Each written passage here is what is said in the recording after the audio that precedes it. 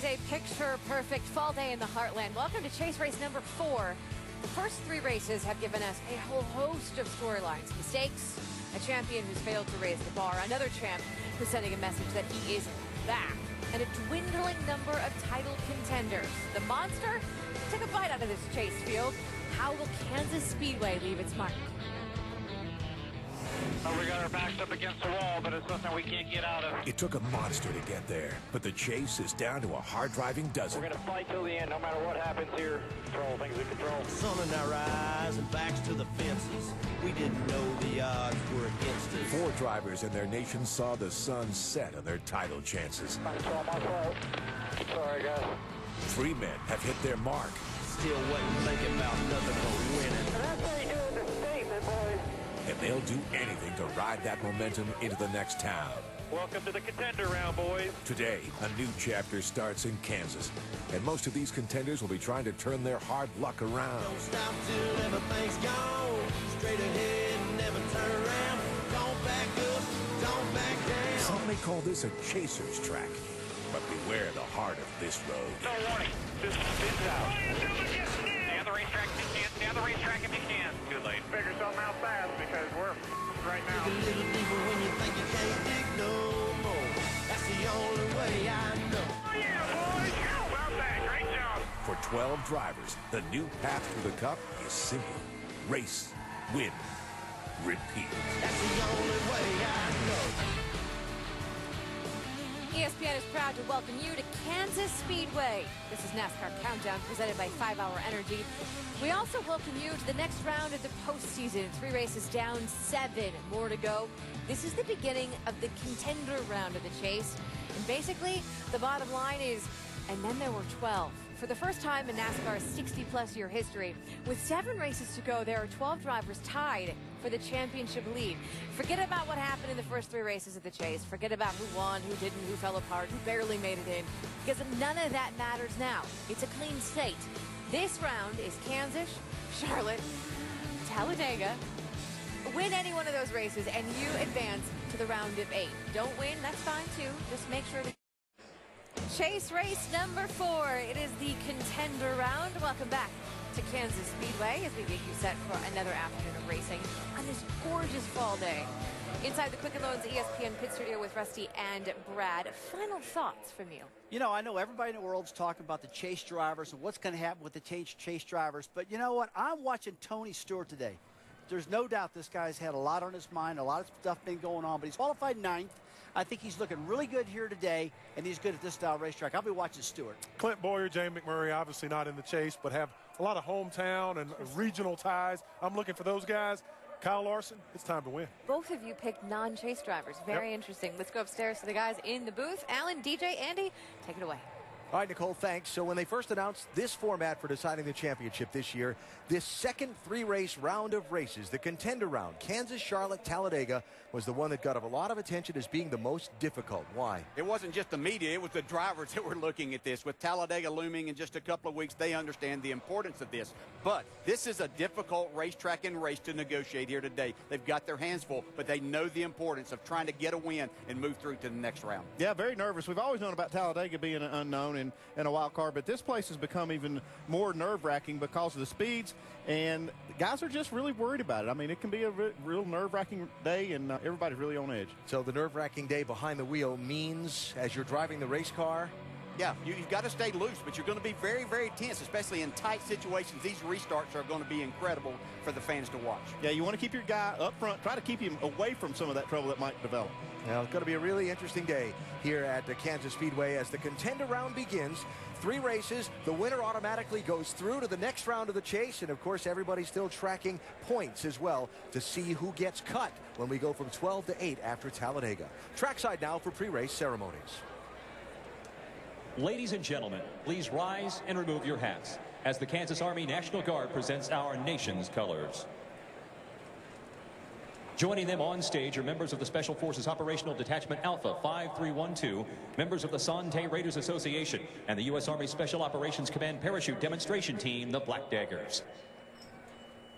Remain standing as President of Rockhurst University, Reverend Thomas B. Curran, offers today's invocation. In the presence of a loving God, we consider and pray. To circle the track, drivers are invited to start their engines. In the cycle of life, God invites us to state our intentions. When we state our intentions, we speak of our needs and demonstrate our humility.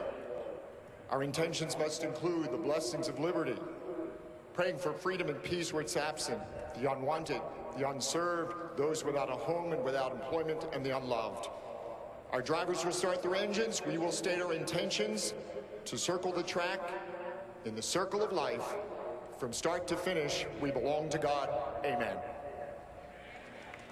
Here to honor America, please welcome KMBC and KCWE morning news anchor and United States Army Reserve Captain Stephanie Ramos as she performs our national anthem. Oh, say, can you see by the dawn's early light what so proudly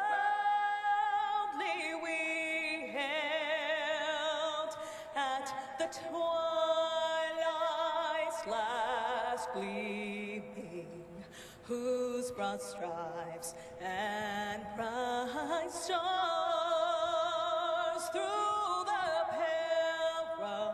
perilous fight and the ramparts we watched were so gallantly streaming, and the rockets' red glare, the bombs bursting in air, gave proof through the night that our flag was still there.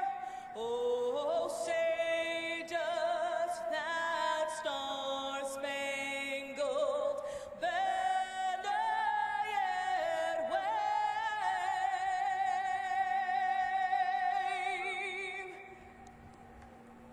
o'er the land of the free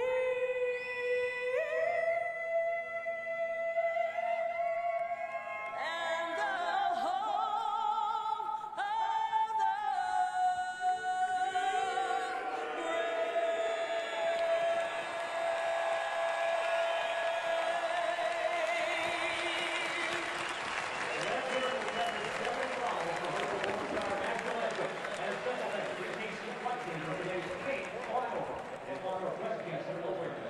Time for the drivers to buckle in and get ready for 400 miles of racing here at Kansas on what could be a very dicey day and what could be a very important day in the overall chase for the NASCAR Sprint Cup. So let's dig into some specifics now of what to watch for. In the opening round of the chase at a 1.5 mile track similar to this, Chicagoland Speedway, we saw some really aggressive driving for the win. What are we going to see today? Well, I think you're going to see some very aggressive driving, but they're going to have to temper it some here. This track demands a little more respect than Chicago, and if those guys go out there and put it all on the line like they did, and they did it, it surprised me they did, but if they do that here today, they can get in trouble, and I think these guys know it. They need to come out of here with a solid finish, and you don't want to throw away a bunch of good points that they could gain today and not be able to take it into Talladega. From a driver standpoint, I'm going to disagree just a little bit. I think we're going to see this type of gamble being taken, albeit maybe a little more calculated in what they do. But if that opportunity presents itself once again, you've got to take that shot at getting a win. With Talladega looming a couple of races away, you have to take advantage of that. They don't want to let this race slip away and let a non-chaser win this and nobody move on through. Everybody would like to take the pass through the next round of the championship. You only get that today by taking home the trophy, which won't be easy. Since a mid-2012 reconfiguration of the banking in the corners and repaving of this speedway, look at the number of caution flags and how many we've seen in the chase races here at Kansas. It's become a really tricky place. Yeah, and everybody has their opinion as to why that's happened. There's a lot of reasons for that. Speeds are one thing, but we've seen just caution after caution from the very best in the sport happening here. But the speeds are way up at this racetrack. We've seen an increase in the qualifying speed of over 21 21 miles per hour since we raced here in 2001 for the first time. So you're going to see more of this happening today. Well, the speed's definitely a factor, but the thing is that the margin is so thin with that speed. The surface and the tire combination combines for something that's really tricky, and it throws the drivers for a loop. They're going to have to be really careful. 197 miles an hour plus in qualifying on Friday for this race. Kevin Harvick laying down the numbers, and he will lead this field to the green flag shortly. 400 miles at Kansas in the opening race of the contender round of the chase.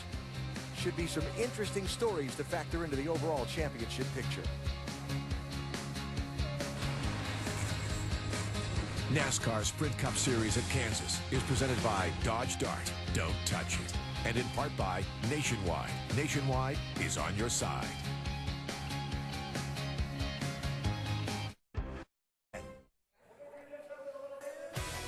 What a spectacular October day in Kansas City, Kansas. Sunny, 72 degrees. As you look down on the Kansas Speedway, getting ready for race 4 in the chase and the first race in the contender round of the championship. Our aerial coverage today provided by Goodyear. Everything they learn making tires for the grueling demands of NASCAR inspires what rolls into yours. Goodyear, the official tire of NASCAR. Kansas City, certainly a great sports town, and it has certainly been sports crazy this week. Hosting Monday Night Football last week, and the Chiefs picking up a huge win over the Patriots. And, of course, the Royals making the baseball playoffs, winning the wild card game, and now returning home tonight for the third game of their divisional series. We tie the racing and the baseball together right now, trackside. Here to help with today's command, please welcome Vice President and General Manager of Hollywood Casino at Kansas Speedway, Bob Sheldon. Well, our team at Hollywood Casino and I are just thrilled to be part of the Kansas City community, and it's been a fantastic week for Kansas City sports fans, so I felt it only normal to relinquish this great honor to a very special NASCAR fan from the Kansas City Royals, the manager, Ned Yost.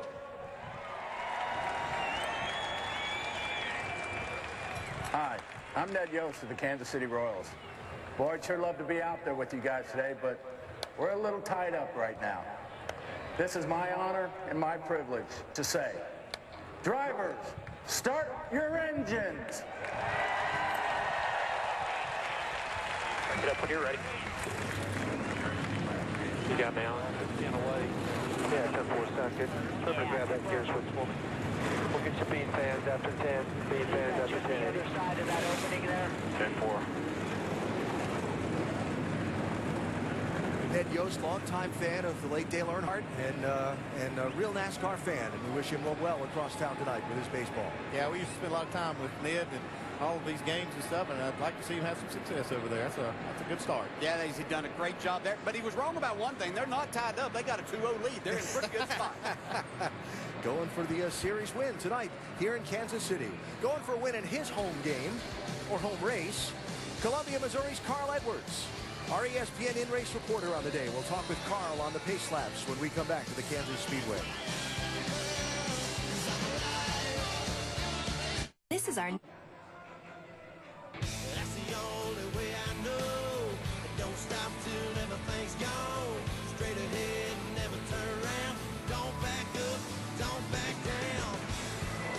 Won't be much backing down today. In the NASCAR Sprint Cup Series 400-miler at Kansas Speedway, our telecast presented by Dodge. The cars rolling from the pit lane out onto this mile-and-a-half track. 3 pace laps before the green flag and the beginning of the event. So there are 3 drivers in the field who consider this their home track. There's Emporia, Kansas's Clint Boyer. There's Jamie McMurray from Joplin, Missouri.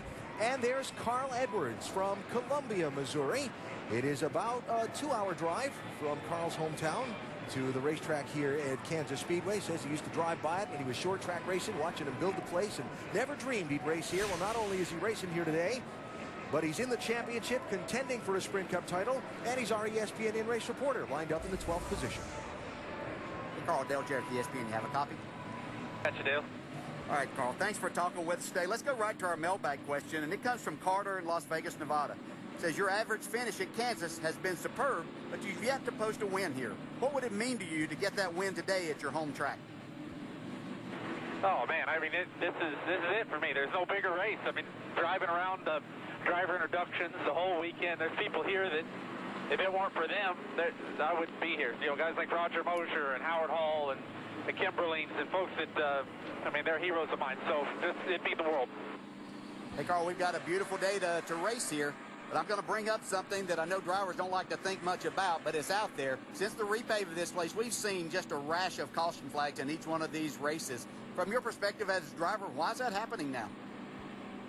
Oh, man, we're just going so fast. I mean, you drive down these corners at way over 200 miles per hour. The aero portion of this racing is so intense that if you're close, if you get loose because the air is dirty or you get beside somebody, I mean, you just lose it in an instant. Goodyear's put in a box where they have to make such a hard tire to withstand those loads that there's just no room for air. Thanks, Carl. That's a great explanation to our fans. We'll look forward to talking with you later on. You have a great, safe day out there. Cool. It's going to be fun. Carl Edwards starting in 12th position today. You can see the view from Carl's car and all the others by checking out NASCAR.com/RaceBuddy for enhanced race action today, live from here at Kansas Speedway. Speaking of those high-definition onboard cameras, Brad Keselowski is carrying our Ford EcoBoost on board today. And Kevin Harvick has the Sprint onboard camera. There's Casey Kane with the Chevy on board. And Kansas Clint Boyer, new daddy, with the 5-hour Energy on board. Kyle Busch has the Toyota on board. Jeff Gordon has the Sprint onboard camera. And Jimmy Johnson has the Goodyear on board. All right, fellas.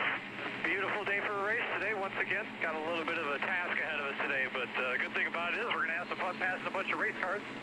That's what we're here to do. The task is getting from 32nd starting spot to the front. Carl Edwards, our final onboard camera today, the Sunoco on board. Our mailbag question came from Las Vegas, the hometown of the first pit report of the day. Jamie Little has it for us. That's right, Alan. You know, you mentioned the 48. It has been a struggle for Jimmy Johnson and this team this weekend. On Friday in qualifying, he spun, and as a result, he will start 32nd, and that ties the worst starting position of the year. And I talked to crew chief Chad Knaus this morning. He told me they're simply lacking speed, and their goal today, to stay on the lead lap. Jimmy Johnson has 11 straight top 10 finishes here. It'd be a big rebound to finish in the top 10 today. Doc Punch? You know, Matt Kenseth has won 2 of the last 4 NASCAR Sprint Cup races here. He has the best average finish of anyone since this track was reconfigured way back in 2012. Now, this place has a very narrow groove which rewards precision and patience, both of which are strong points for Kenseth. This team knows that Matt starts way back in 27th spot, but they fully believe that when the checkered flag waves, he'll be in the top 5, if not better. Here's Vince Welch. Through the first 3 races of the chase, there have been a variety of frustrations for Kevin Harvick and his 4 team. But his crew chief Rodney Childers gathered the group today and encouraged each member to focus only on their job, their race team, their car, and their responsibility. And if they do that, they believe that their day will include a trip to victory lane. Dave Burns? Earlier this year, Jeff Gordon's team hovered near victory lane with 4 top 5s before they finally broke through here at Kansas. Now, I asked crew chief Alan Gustafson how it was going this weekend. He said if the car is slow and Jeff is happy, that's bad. Well, good news. The car is fast, and he told me Jeff was never happy in practice. Jeff Gordon starts 5th today. Fast car, happy driver. I'll take the fast car on that balance. Eventually, it'll make the driver happy. I expect the 2 of you to have a different opinion on that, by the way. Yeah, I like to have a fast one that drives well, but Jeff's getting a little bit like Mark Martin was. That when Mark complained about his car, he was definitely the man to beat. I think Jeff's adopted that. I think we're in for a really interesting day. We had, in this race a year ago, just a whole pile of caution flags. And in the May race, rather, here, we had about half the number, but all of them still were for crashes. So it's going to be a day where the drivers behind the wheel, and I think the crew chiefs on top of the pit boxes are all going to be on pins and needles waiting to see what unfolds. Yeah, this is going to take a team effort to win this race today. These drivers have their hands full. We still have the wind blowing here today. We have a hotter track surface. I think that we're going to see more of that and tight competition. Joey Logano lined up in the 2nd row in the Team Penske 22 car. Good looking today, boys. Keep doing what we've been doing. So working well. Keep kicking ass. Has been working well. Top 5 finishes. The only driver to post top 5 finishes in all 3 of the chase races so far. Joey starting in 4th position today. So mile-and-a-half track, 400-mile race. It's 267 laps, the scheduled distance. Kevin Harvick, the pole sitter, has chosen the outside lane. His 8th pole of the season, 197 miles an hour, the qualifying speed on this mile-and-a-half track. And everybody talking about the further back in traffic you are, the trickier the handling gets, especially when the cars are bunched up tightly for restarts. Certainly that applies for the initial start of the race, too.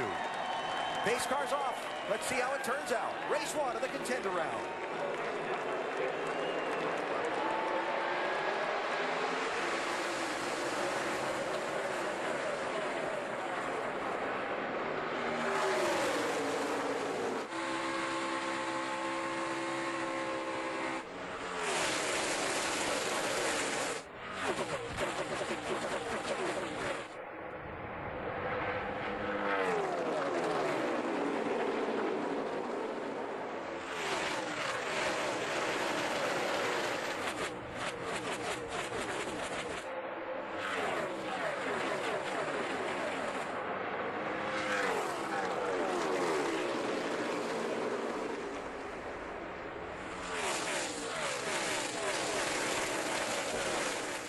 Jeff Gordon, Dale Jr. side by side for 6th place. And this racetrack over the weekend really hasn't widened out as much as these drivers were hoping it would through an ARCA race that was here and then the nationwide race yesterday. Yeah, but I think one thing that reason for that is it's so cool the temperatures were. We've got the sun out. It's a lot warmer. I think you're going to see that groove spread out a little bit today, and it might make the track a little more forgiving. Yeah, the drivers that I talked with were anticipating and hoping that was going to be the case, that they'd get another groove to race in here. Got one way high in turn 2. We stay under green. Looked like it was J.J. Yaley in the 83. Got up and might have scuffed the wall. But again, no spin, no crash. We keep going. Quick mention, Kurt Busch had to go to the tail of the field, as did Alex Bowman. Both had to take out backup cars after incidents in practice yesterday. Here's Jimmy Johnson.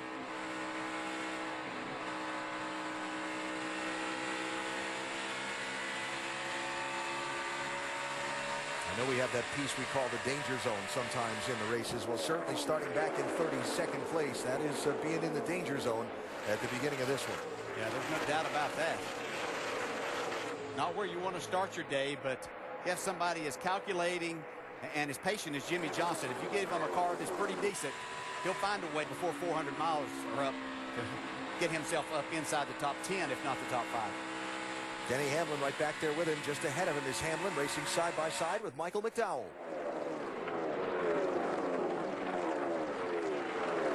As much as anything from a driver's perspective, when you have a bad qualifying effort, and nothing against those other guys, but these aren't people that you normally are racing around. So you're not as familiar with their habits, things they may do, how they may approach the racetrack. See Jimmy going below the white line there. Now in a couple of weeks, we know at Talladega, that's forbidden. You can't do that. Here, no problems. Brad Keselowski, Jeff Gordon. Brad in 5th position in the 2 car. Jeff trying to take that spot from him in the 24.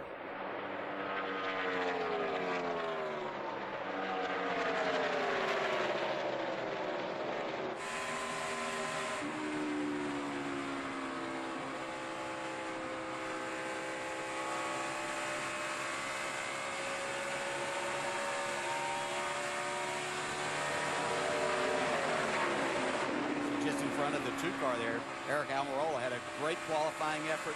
They've been really good in the chase. They had the engine issue at Chicago that pretty much kept them from moving on.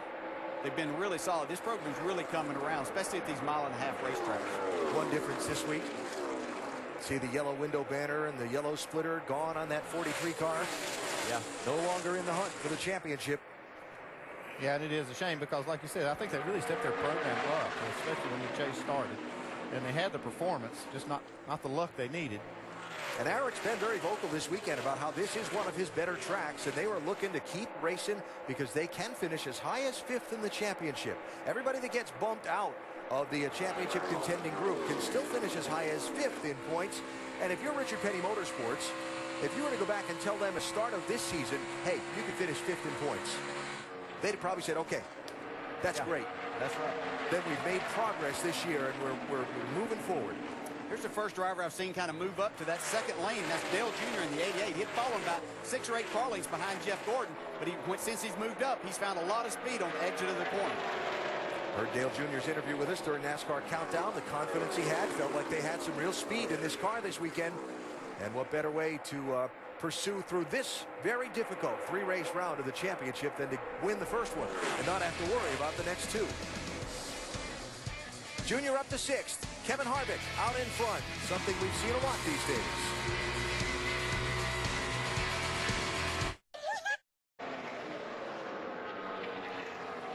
Just underway here at Kansas Speedway with today's NASCAR Sprint Cup Series race. More racing for you tonight at 8 Eastern on ESPN2. The final eliminations of the NHRA Nationals in Reading. Then next weekend, the action moved to Charlotte Motor Speedway. The Nationwide Series, Friday night, 7 Eastern ESPN2. And the Bank of America 500. The 5th race in the chase is next Saturday night. Note that's on ABC at 7 Eastern time. Plus we got a full night's coverage of qualifying for you Thursday from Charlotte and practice on Friday before the nationwide race. Got a lot of racing television for you next weekend from Charlotte. 16 laps in. Brad Keselowski looks like he's found a little something in the handling of this 2 car because he's moved up and is trying to find a way to get 3rd place away from Brian Vickers. Yeah, I think what he found, Brian Vickers took away from him. It was that little higher line. Doesn't take long for word to get out when people start moving forward, just like Brad found the outside when he saw Dale Jr. coming towards his bumper. And he was able to go around the 43 car that way. Vickers saw the 2 and the 88 making time up there. I'm sure his spotter helped him a little bit there. He's been able to hold them off for about the last 6 laps now. Dale Jr. trying to see which lane Keselowski's going to open up under or around Vickers and see if he can follow through. Talked about how temperatures are much different today than they were yesterday for the final practice sessions and even Friday for qualifying here. Check out some of the track temperatures and look at the difference in the track temperature even from final practice yesterday to today. Yeah, it makes a huge difference from inside the race car. You know, there's one side that these drivers will tell you, we're glad that it's warming up, the racetrack can widen out, and our tires can get up to temperature a little bit quicker. But on the other side of that, I believe before this day's out, as they get more rubber down in these places, they're going to find out it's going to be a little slicker. Little lap traffic for these guys racing for position to encounter, and look who's moving forward. You might say he's flying. With the Cessna car there, yes. Number 1. I tell you what, just watch that right there. Keselowski gave up a spot to Junior, and looks like he might give this one up too. Figure out what happened to him. If he got a little bit loose, or what slowed his progress. Going again now. See McMurray getting up there in that gray area. He's another one that's been using that higher line. Moved up around Almirola in the 43, McMurray did. Has picked up 4 positions since the start of the race. And another one of those home drivers, Jamie from Joplin, Missouri, looking to have a big day on his home track. Jamie. And he is moving forward. I talked to his crew chief, Keith Rodden, this morning, and he said last week, Jamie said we had a great car and we ended up being horrible. Well, this weekend he said we were horrible, so I'm hoping the opposite happens. And so far, Ellen, after 21 laps, the car has been good. Started 14th all the way up, battling for 5th. Yeah, that race last week was kind of confusing, too. We watched Jamie McMurray practice at Dover. Very, very solid. Looked like he was going to have a really good weekend, and this never really materialized for him. Now, I talked to him on Sunday morning. He was very excited about the prospects of his chances of winning at Dover, and that didn't materialize. But I tell you, he's taking the second groove to another level here as he's moving forward. Really carrying a lot of speed there. Watch the run that he gets off the corner. This is actually what I thought we may see with these warmer temperatures, is that track start to widen out a little bit. So Harvick and Logano pretty well clear of everybody else. Now Dale Jr. is 3rd. This is the race for 4th, 5th, and 6th. Vickers 55, McMurray 1, and Keselowski 2. I'll tell you, that was a really risky kind of pass because we haven't seen cars running that high all weekend. No, we haven't seen that, and you could see Vickers move up and try to take as much of it away and kind of force the one where he didn't think he wanted to be, but Jamie took that little bit of room and made the pass. You've been watching any kind of sports television or even television this weekend. You've seen Jamie all over the commercials for his sponsor. out there with LeBron James and Alex Morgan and Patrick Kane of the Blackhawks and so on. Really need to see Jamie on a stage with the people and on an equal level with people of that caliber.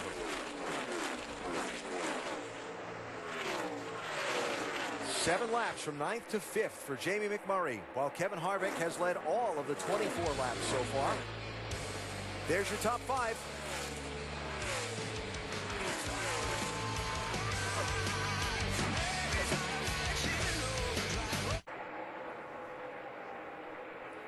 Couple laps shy of the 50-mile mark here at Kansas Speedway in today's 400-mile NASCAR Sprint Cup Series race. Our telecast presented by Dodge. Kevin Harvick, the race leader, led all the laps so far. He and Joey Logano have moved away from the rest of the pack by about a second, though the pack beginning to chase them down just a little bit. There goes Logano. There's Dale Jr., Jamie McMurray, and Brad Keselowski and the rest of the top 10 coming at you.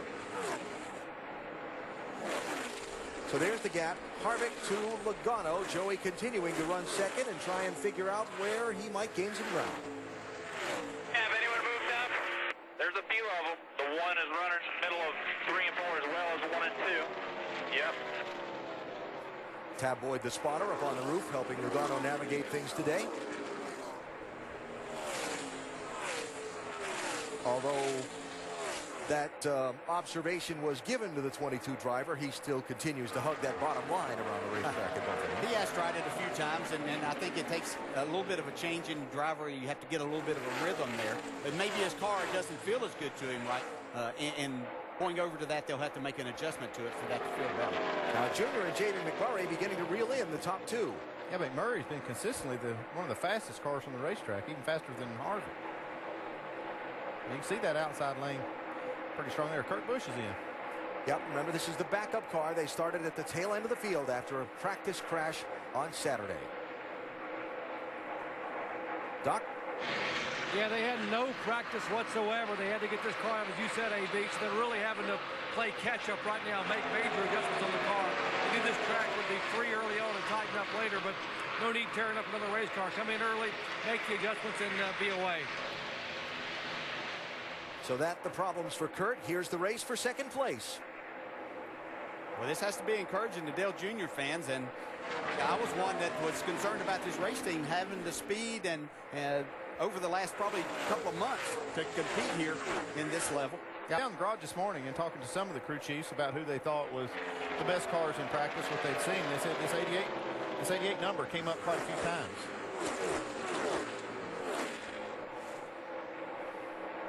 So Dale Jr. up to second place after starting in 8th position. Speeding penalty for Kurt Busch on the pit stop. He'll be coming back for a pass-through penalty. Here's Jeff Gordon passing Brian Vickers for 6th place.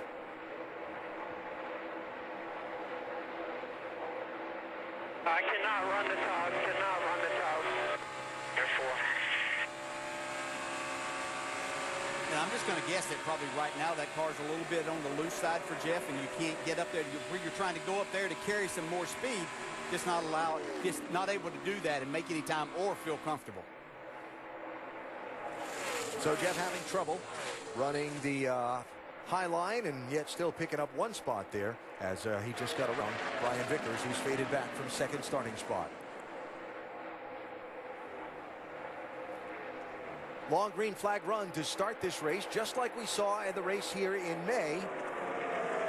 So we'll be seeing the beginning of a green flag pit stop window coming up very soon.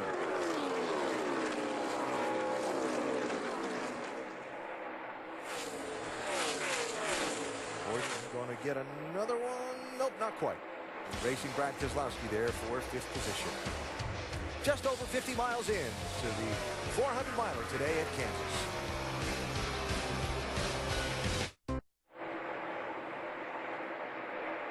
Back live at Kansas, you're seeing the first lead change of the race. Car number 1 going to the number 1 spot on the pylon. Jamie McMurray has driven from 14th starting spot to 1st. I'll tell you what's so impressive about that pass in particular is he had been making all the ground at the top side of the racetrack, way up there, but he passed Harvick on the bottom. Yeah, it's one of those cars that you like that'll go kind of to either place, but make tremendous speed on the top of the racetrack. He was really the first one to kind of start start this trend going to the top. Saw Junior go to the middle, but Jamie's gone a lot further up than that. You see Junior back there in third has moved up also.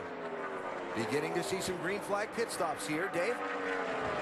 27 of Paul Menard is on pit road. His car, he talked about being tight in the center, but to the center in turn number 1. So as he's entering the corner, it won't turn for him. They'll change 4 tires, get him full of Sunoco fuel, and give him a chassis adjustment.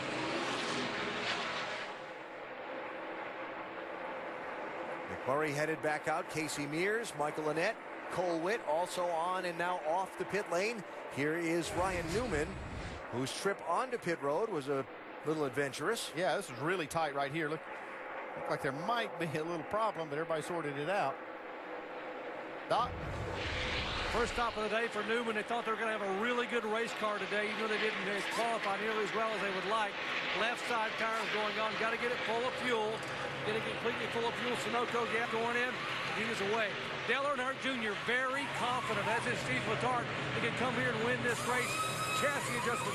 Junior said, I'm snug in the middle, loose off early in the run. Left side tires on. Vince. The 22 of Joey Logano been running top 5 throughout the course of the day today. Just a little bit too loose right now, particularly to move up to that top group. Chassis adjustment and an air pressure adjustment, 4 tires for Logano. Jamie? It only took Jamie McMurray 43 laps to go from 14th to 1st. He said the car's a tick tight on the bottom, but really good up top. He wants them to free him up just a touch. Let's go to Vince. Kevin Harvick started from the pole, has led most of the way, and the car a little snug to the center and then too loose from center off. Doesn't have the drive off that he likes, so they made a chassis adjustment, 4 tire change, Sunoco fuel for Kevin Harvick. Jamie? Kyle Busch at the only track he doesn't have a top 5 at. He's saying he's just a little bit tight, aero tight and loose. He wanted an air pressure adjustment there. Let's go, Dave. Jeff Gordon led a lap. That's important. His gas man, Travis Gordon, is lifting a 95-pound can of fuel. Sunoco fuel going in. They'll put 4 fresh tires on, give Jeff a wedge adjustment to try to help the balance of that race car.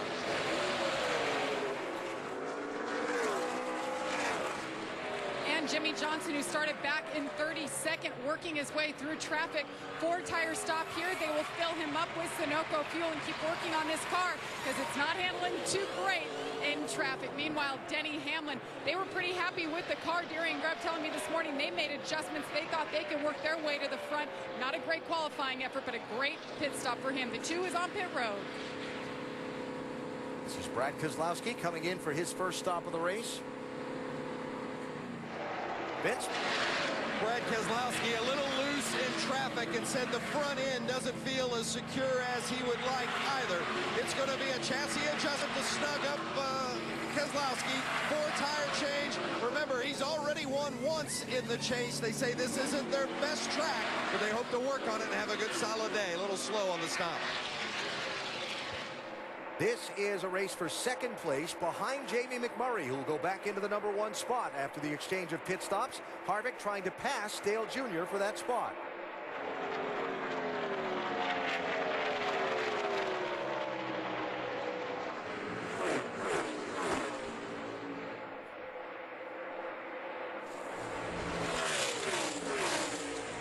You see a couple of times I've seen the back of that 4-car step out. Did right there just a little bit. Still able to get by the 88. Pass-through penalty for Mike Wallace for speeding on his green flag stop has been served, so everything is run through the cycle of pit stops, and McMurray has come away with a 2+ second lead on Kevin Harvick, who's now in second. This is Keselowski in the 2 and Matt Kenseth. Keselowski losing ground on the pit stop cycle and Kenseth gaining a good bit.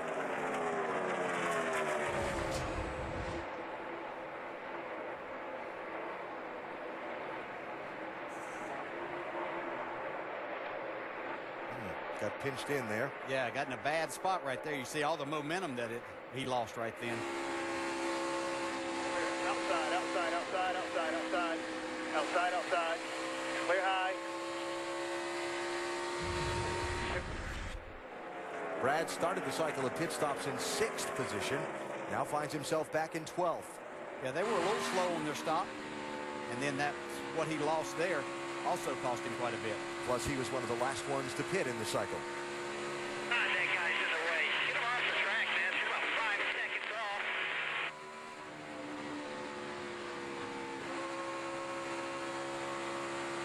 So Keselowski trying to make up some lost ground here after the pit stop cycle is finished. Jamie McMurray out in front.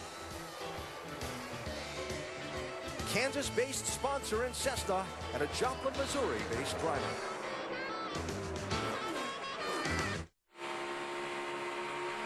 The Hollywood Casino 400 for the NASCAR Sprint Cup Series at Kansas Speedway in Kansas City, Kansas. We come back live with a reminder to check NASCAR.com/RaceBuddy for enhanced race coverage today from here at the track.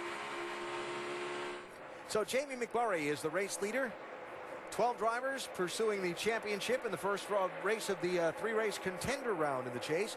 Right side of the screen, that's where they run at the moment. You see most of them faring pretty well. Though Jimmy Johnson, Denny Hamlin struggling after difficult qualifying runs. Matt Kenseth made up a good bit of ground in that first run of the race and the first round of pit stops.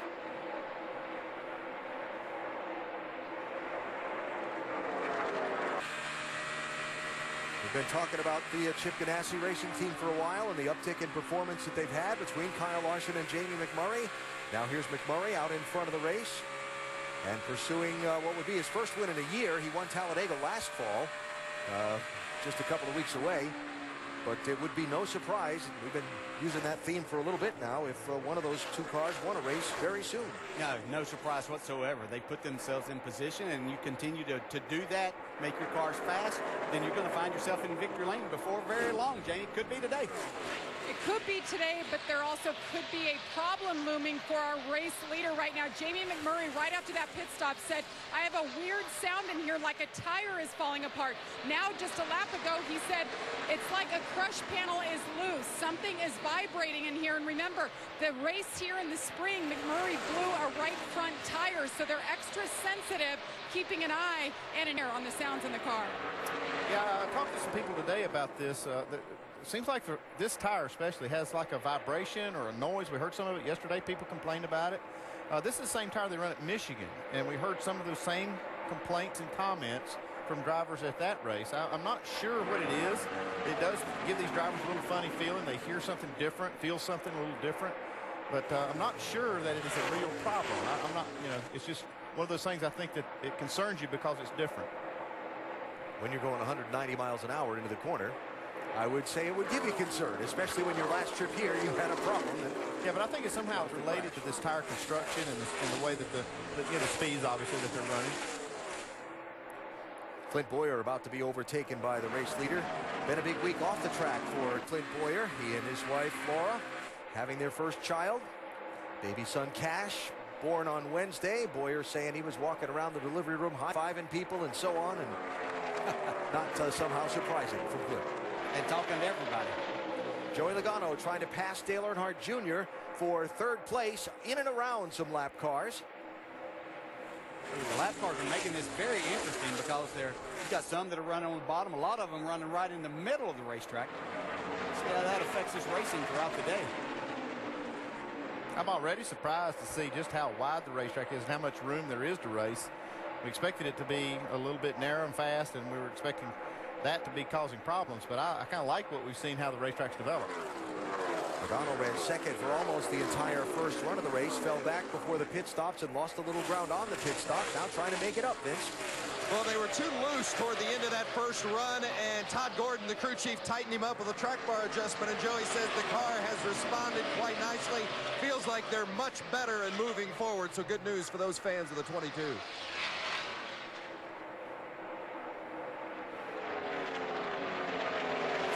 So Logano running in third position for now. Trying to chase down Kevin Harvick for second here. Harvick in the 4 as they work some more lap traffic. Down to 23 cars on the lead lap in this long, now over 100-mile stretch of green flag racing at the beginning after what we saw yesterday in the NASCAR Nationwide Series race and what we saw the last few races here at Kansas. A little bit of a surprise that we've had this long of a green flag stretch to start this one. Yeah, and I think a lot of it has to do with this racetrack really widening out as much as it did, as early as it did. I expect it to happen, but I thought that it would take somewhere over 100 laps for that to really come in, though. There you go. averaged 11 cautions in the last 4 races since the repaving and reconfiguration here at Kansas. We're a quarter way through this one. Haven't seen the yellow flag yet. That first one comes, we'll see plenty more. I was going to say, that's not to say we won't catch up to that average later on.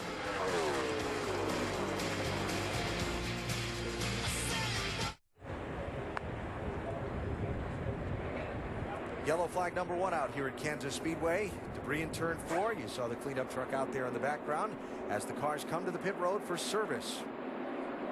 Expect we'll see a lot of strategy played here. Expect a lot of 2-tire stops. Jamie? Well, Jamie McMurray's saying he had that vibration, but when he ran down low, it helped it. So they're going to try to tape up and reinforce that crush panel that was loose, and they were calling for right sides only. We'll see if they stick with the plan. Doc?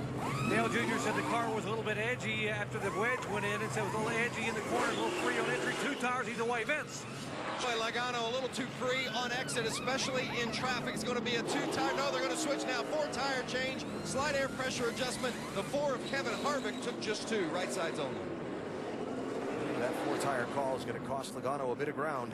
Yeah, quite a bit. There's the race off pit road. Yellow flag number 1 out here in Kansas.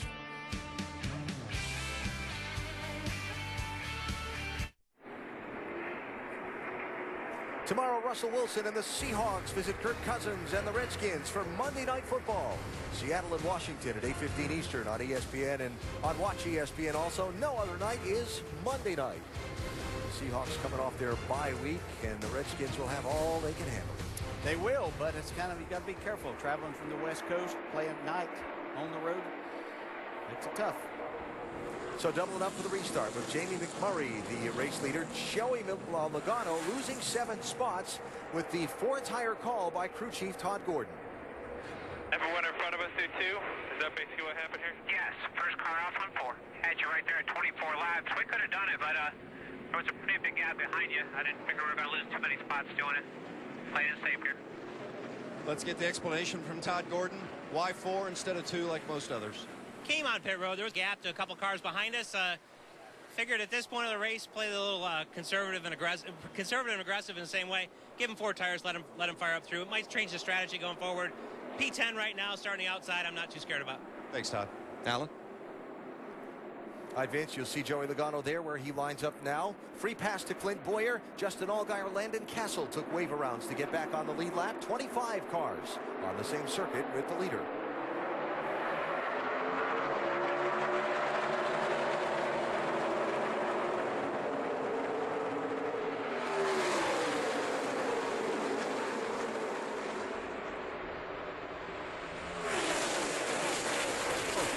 Car sliding sideways, down through traffic.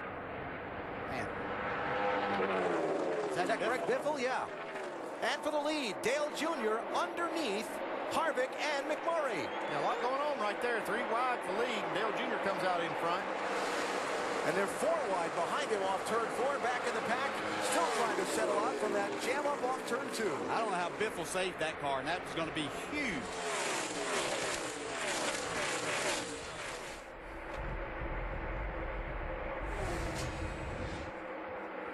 He's up on the top side there. Wow. Completely side. Look at this.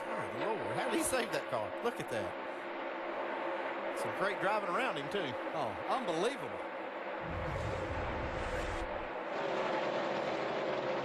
Biffle went from 6th there on the restart all the way back to 18th, but he does have a car that he continued to work with. We just mentioning during the commercial there to each other that how well he's run here today.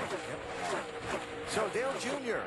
takes advantage and is out in front now as the leader. Harvick 2nd, McMurray 3rd, Gordon 4th, and Martin Truex Jr. racing for 5th with Casey Kane. Another solid drive for the 78 team. Yeah, something that team's really found for Martin Truex to make this car drive a lot better. The last few weeks have been a lot better. Solid effort. Trouble car in the wall, turn 4. Kurt Busch. Here he comes down pit road. It hit it a ton. Blew right front. Now, very difficult couple of weeks for Kurt Busch. Few weeks, actually. And the 41 backup car that he started this race in goes to the garage damaged in an accident.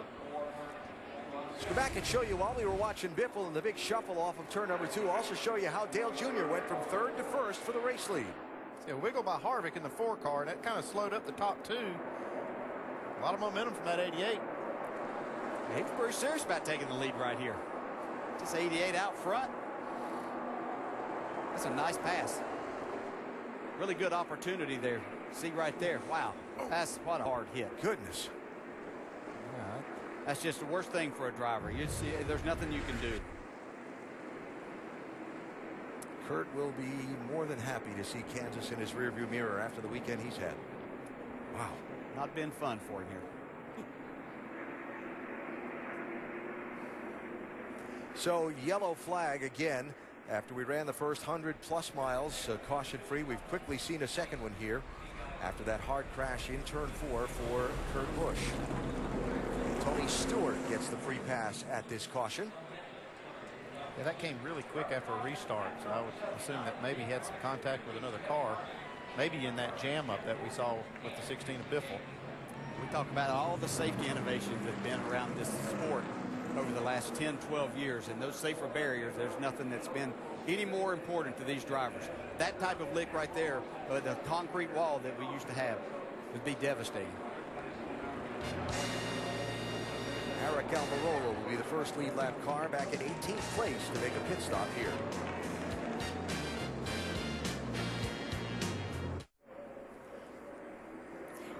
The busy weekend of racing continues tonight. The finals in the NHRA Nationals from Reading, Pennsylvania, 8 p.m. Eastern on ESPN2. And then next weekend, we head to the home of NASCAR for some people. It's the NASCAR Nationwide Series at Charlotte, Friday night, 7 o'clock Eastern on ESPN2. And then on Saturday, the only chase race under the lights, the Bank of America 500 at Charlotte. Join us on ABC, 7 o'clock Eastern. That is Saturday night. Back here at Kansas for chase race number 4. We were caution free for the first 70 laps. Now it's really getting interesting. Hello to you from inside the Quicken Loans ESPN pit studio. I'm Nicole with Rusty and Brad. You say wind might be to blame for some of what we're seeing on the track. Nicole, I really do think so. I've been out there, look behind the back of the pit studio here. The winds here in Kansas are really, very strong. 30, 40 miles an hour heading down into turn 1 and turn 2. And actually the winds are stronger down low. And I tell you, I really think it's causing these guys a fit out there on the racetrack. You see them get loose. Look at Greg Biffle right here. Really got that thing sideways. We talked about how hard the tires are. Track's hard to get a hold of. Let me tell you what, when you start blowing that much wind at a car, it causes it really hard to handle. Now, a few laps ago, there was a roar from the crowd. That's because a certain driver took the lead. That would be Dale Earnhardt Jr. Yeah. Looking strong. He is looking strong. And once again, I think we're back to racetracks, high speed, high grip that he excels at. We heard Dale Jarrett tell us this week on a conference call, a lot of drivers are going to get back into this thing because of that. He's one of them. This is the most laps that Junior has led since Pocono. From 8th to 1st in 82 laps, Alan. Brad, did you really say during countdown harder to pass than a kidney stone? He did, Al. I heard it. That's Ryan Newman. Just check. No, I just checking. That's the kind of wisdom we bring down here. A lot of fun.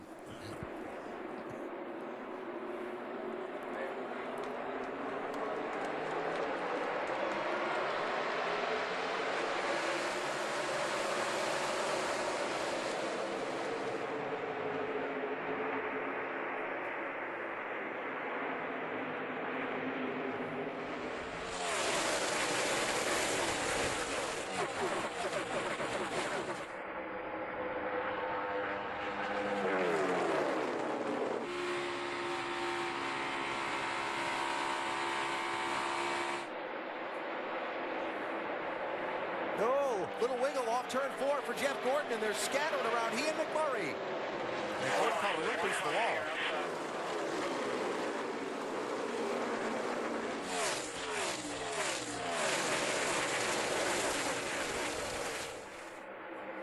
Oh, trouble. Jimmy Johnson, I believe. Around, headed for the inside wall.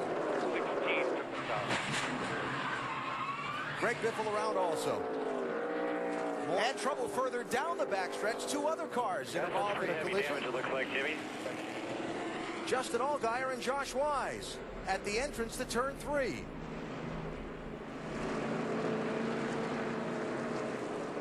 Dropping oil, guys. A lot of it. Should I shut it off? Yeah, if you're losing a lot of oil, just shut it off.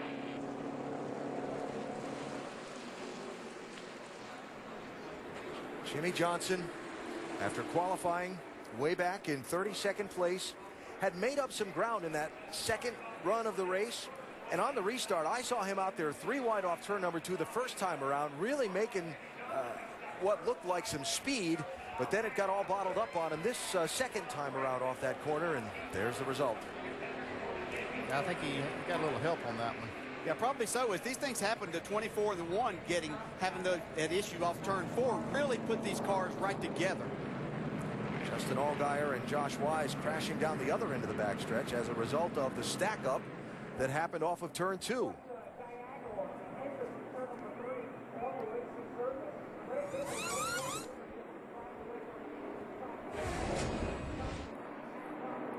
See Jimmy in the outside lane. I think, he got tagged by Biffle. I don't know if Biffle was chasing his car up the racetrack. He definitely hit the left rear corner in the 48. And that sent Jimmy into the 51 of Justin Allgaier.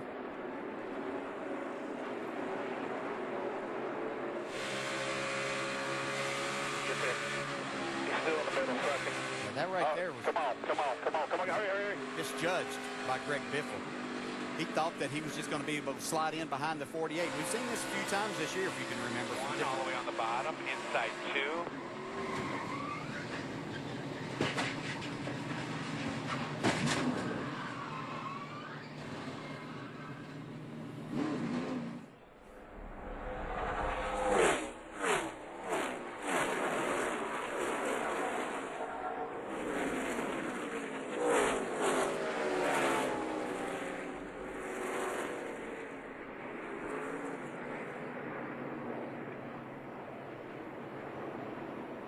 And just the Allgaier, Josh Wise thing, they're crashing off of turn number 2, and it was turn 3 before his car came to rest, and they still weren't done. And for Jimmy Johnson, literally a big blow in his championship hopes today here in Kansas.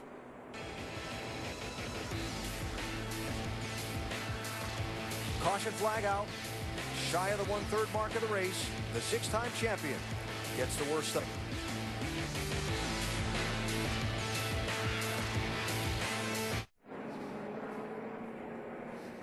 Back live at the Kansas Speedway, working caution for the 3rd time in today's 400-miler. Our NASCAR Sprint Cup Series telecast presented today by Dodge. It's one of those things that just after another restart, with the field still bottled tightly up, someone had a problem off of turn number 4 that turned into big trouble off turn 2. Yeah, here's Jamie Murray. Just gets into Jeff Gordon. Gordon into the wall just a little bit. But as they try to regain their momentum, you can see others taking evasive action, but it bottles everybody up behind them. Yeah, this carried on through 1 and 2, and then the stack up really kind of continued. The right side of your screen, then you get Carl Edwards and Jimmy Johnson and so on right behind those other guys, and this results. And I don't think that it didn't really look like, we watched it a few times, it doesn't look like Jimmy Johnson had to get out of the throttle any. It looked like it was just a misjudgment by Biffle on the speed that the 48 was carrying, and that he could slide right there. Just caught the left rear of Jimmy Johnson. And then Justin Allgaier sent for a wild ride, and Josh Wise collected in the slowdown. Downstairs to Dave. With Jimmy Johnson, who walked out. Big hit to you. Are you okay? Yeah, I'm fine. Obviously a big hit in championship points, so we'll try to get the car back on the track, run some laps, get a few points if we can, and then just put some premium on next weekend and the weekend after. Yeah, describe a little further what this does now going forward in the contender round, Jimmy. Well, it just means we've got to be on our game at Charlotte and Talladega, and you know, there's still a lot of racing left. Other stuff can happen, so we'll kind of see how the other chasers fare. You know, if I can get taken out today, somebody else can later in this event or at Charlotte. So we'll do our best to get on track, and then certainly need W's, I would assume, moving forward. All right, the car did go by here. It's a mess, but as Jimmy said, they'll try to get it back out there.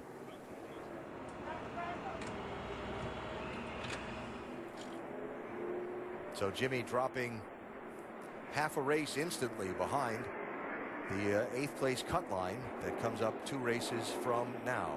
And the good news for Jimmy is that he's going to Charlotte next week, where he has 7 wins, and that's got to be encouraging. And Talladega, I mean, this might be the first driver actually looking forward to Talladega out of the 12-car chase field. So loaded up for another restart. Dale Jr. leads from the outside lane.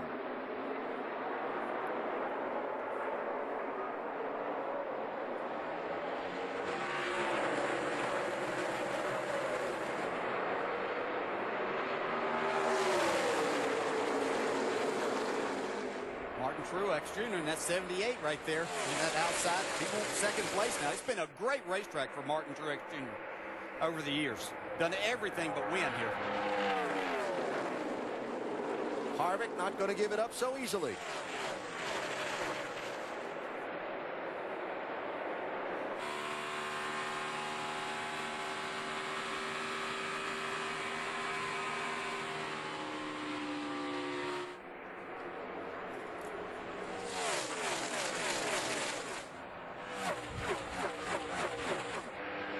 Kyle Busch 18, Casey Kane 5.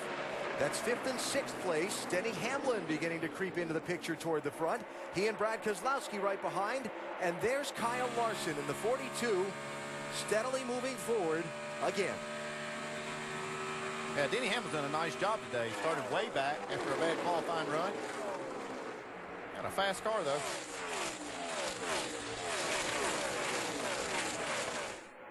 Fast pit crew has helped him too. Yeah, and a really fast car. After about 4 or 5 laps is this 42 car.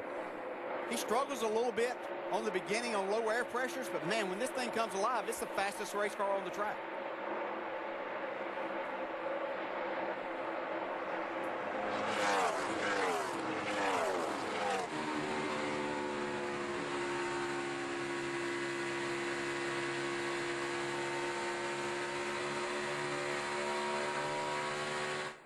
So the running order behind the first couple really jumbled up by the Jeff Gordon, Jamie McMurray tangle and slide back into the field. Some people successfully maneuvering through it. Here is Joey Logano trying to successfully maneuver Martin Truex for 3rd and 4th places. Remember, this 22 has 4 tires versus most of these other guys, especially the ones that he's racing there in front of him. They just took 2 a couple of cautions ago. And Logano had that stuff with Jimmy Johnson and so on happening all around him off turn 2 when that all started to mix up. So Logano to 3rd, Truex back to 4th. A lot of action in this middle stage of the race. And as we get a little bit later on in the afternoon, remind you to stay tuned for our NASCAR nonstop coverage in the second half of today's race, presented today by Sunoco.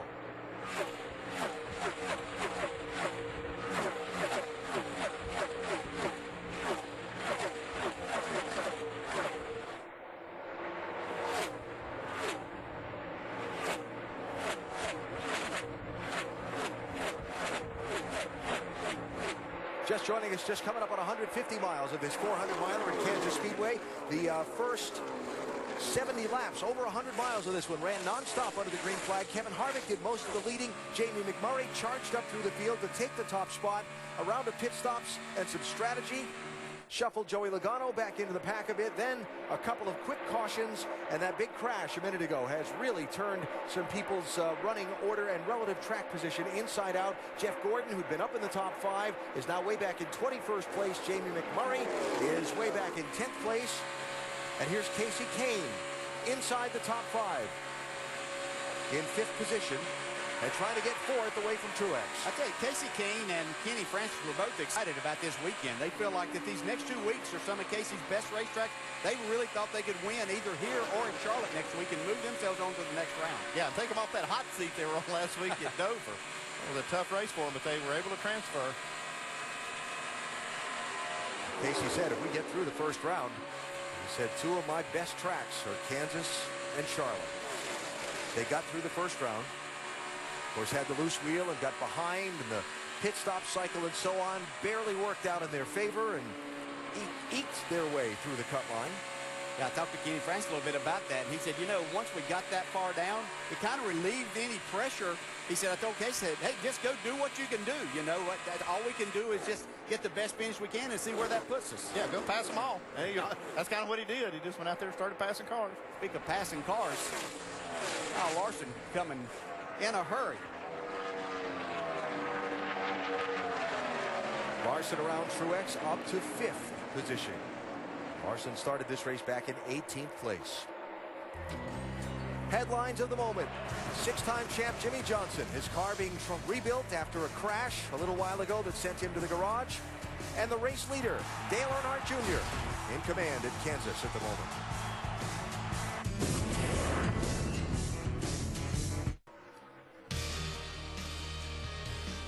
downtown Kansas City. Just across the river from where we sit at the Kansas Speedway in Kansas City, Kansas. Today's NASCAR Sprint Cup Series race telecast presented by Dodge, and our aerial coverage provided by Goodyear. Everything they learned making tires for the grueling demands of NASCAR inspires what rolls into yours. Goodyear, the official tire of NASCAR. Can't ask for a nicer day for a race or a baseball game. We got them both here. Royals hosting the Angels over at Kauffman Stadium later on tonight. Right now, the other side of town, the first race in the contender round of the chase is ongoing with Dale Earnhardt Jr. out in front of Kevin Harvick by 1.2 seconds. Sixth place here, Jamie McMurray rallying after the dust up with Jeff Gordon off turn 4 earlier. It kicked him back in traffic, now trying to pick his way back toward the front. Boy, he is using that high side, and he is flying by these guys. It looks like fun, Dale. Oh, it's a blast as a driver. You know, it's always fun to get down around the white line and make a car work there. There's nothing better than getting up there right next to the wall. You can get in the gas so early and go so hard, and you can literally feel the speed from there a little bit better. Kicking up a cloud of dust, he went into turn 1 so high. Well, they took his other lane. You know, he had moved up, and he was about a car width off the wall, but others got running there, so rubber being put down there is not quite as favorable, so he's moved up a little further than what everybody else is, trying to get a little bit more grip and speed, and it's working for him. McMurray had gone back to 13th after the skirmish with Jeff Gordon, and he's picked his way again back up to 6th position.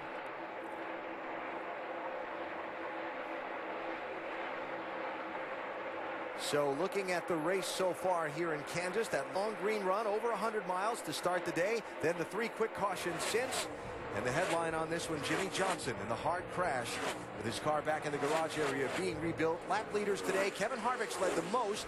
Dale Earnhardt Jr. and Jamie McMurray not far behind him in the total tally. Brad Keselowski and Jeff Gordon have also been out in front. Those are the 5 drivers that have traded the lead 12 times in this one. 25 cars still on the lead lap. And there's the race for second. Kevin Harvick, Joey Logano. Yeah, we might be getting to the point here, these 4 tires that Logano has on his car versus the other guys might be really paying off for him as they run towards the green flag pit stop or the next pit stop. Probably an advantage for him.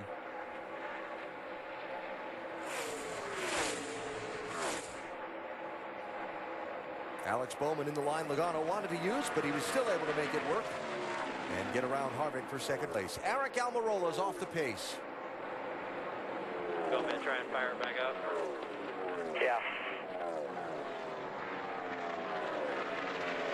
Seems like the motor blew up. Something. All my pressures were good. I still had oil pressure. I still had fuel pressure. And they had such high hopes today. All right, just put 4 tires on here, guys. See, they started in 3rd position. Yeah, you can do all the things, make your cars better, but you got to have a little racing luck to go on top of that. Made it back around to pit road. We stay under the green flag.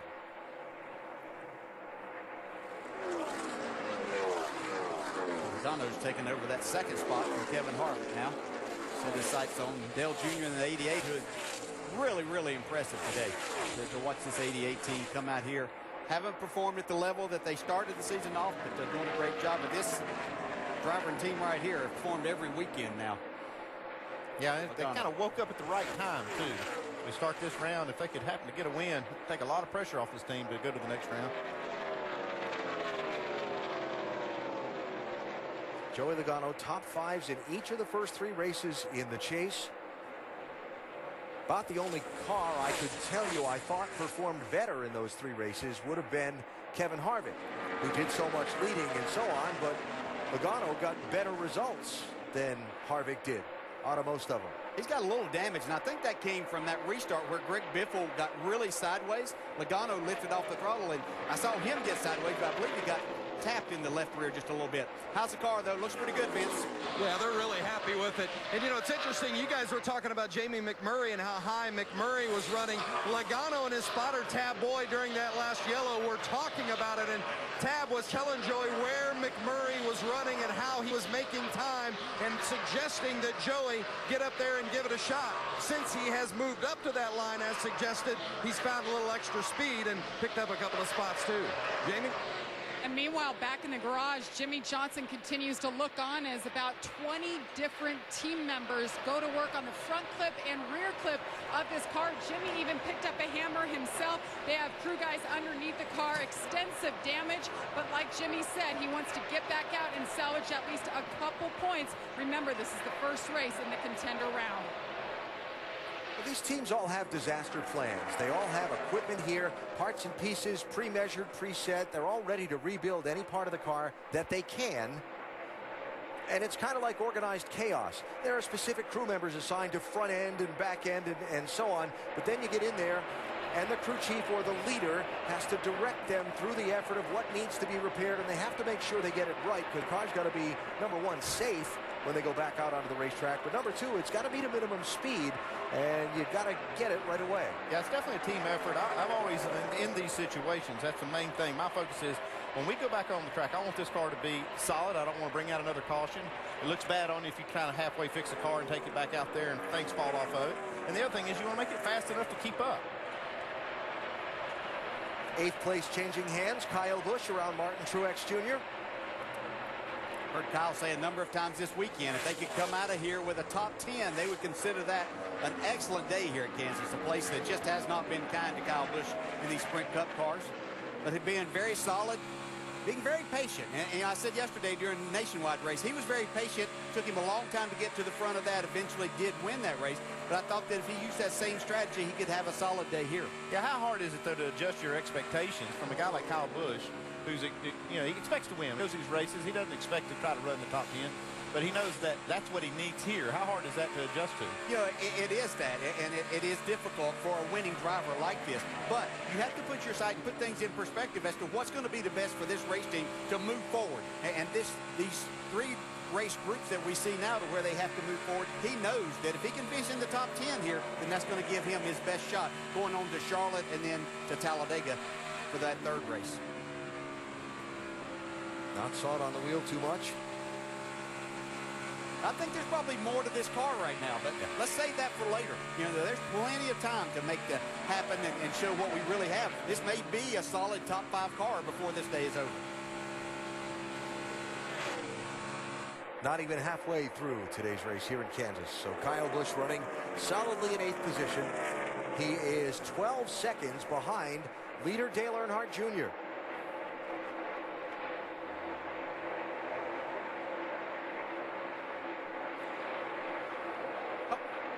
Uh-oh, something happened to Junior right there. He gets off the pace. He hit it hard. Right side all beaten up on the 88 car. Look and see if that right front tire's down. It just took a right turn right off the corner. Lose the tire, bud. I walked on you. Lose the tire, bud. And we're taking to the garage. That hit hard. No reason to stop here. Hard hit. Wow. You can drive it. Take it to the garage. If not, we'll get a tow. Yeah, I can get it to the garage. It could kind of knock the wind out of him there for a minute. It'll do that. You can't have much worse luck than to be leading the race and have this happen. Oh, see it go right there. You could just see the cowl flap, the hood flap from the explosion of the tire. Popped up. This was a lap before. Was there some contact here? Yeah, possibly. Yeah, but the tire he lost was the right front, so that. Oh, yeah. Looking on this, see if he had any contact with the other car now.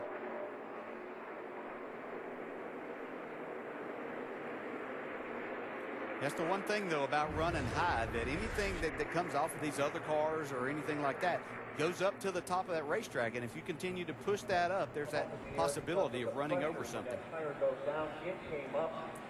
Had 38 green flag laps. You okay? Yeah, I'm happy about that. Hit the wall pretty good. Yeah, that's a hard hit. I mean, you're wide open then, probably. Well, as we talked about, you know, running up to the wall, it kind of lessens that blow, but that's still hard impact. So Joey Logano becomes the new leader of the race. And the story of the day certainly takes an unexpected twist. What's that? But 4 tires for pretty much everybody here. Dave? The Casey Kane crew and the Kyle Larson crew agree with you, DJ. Kane's car right now a little bit loose. They'll make a wedge adjustment for that. As for Kyle Larson, just a little tight late exit. 4 tires, no changes. Vince? For the 22 of Joey Logano, a little too free in traffic. Look for a 4-tire change and a track bar adjustment. Down bottom right of your screen, Kevin Harvick, just too loose to run the top. 4-tire change for Harvick. They're going to make an air pressure adjustment, also a 3/4 round out of the right rear for the 4 of Kevin Harvick. So here comes the race off pit road. Not much of one. It's Joey Logano, the first one off.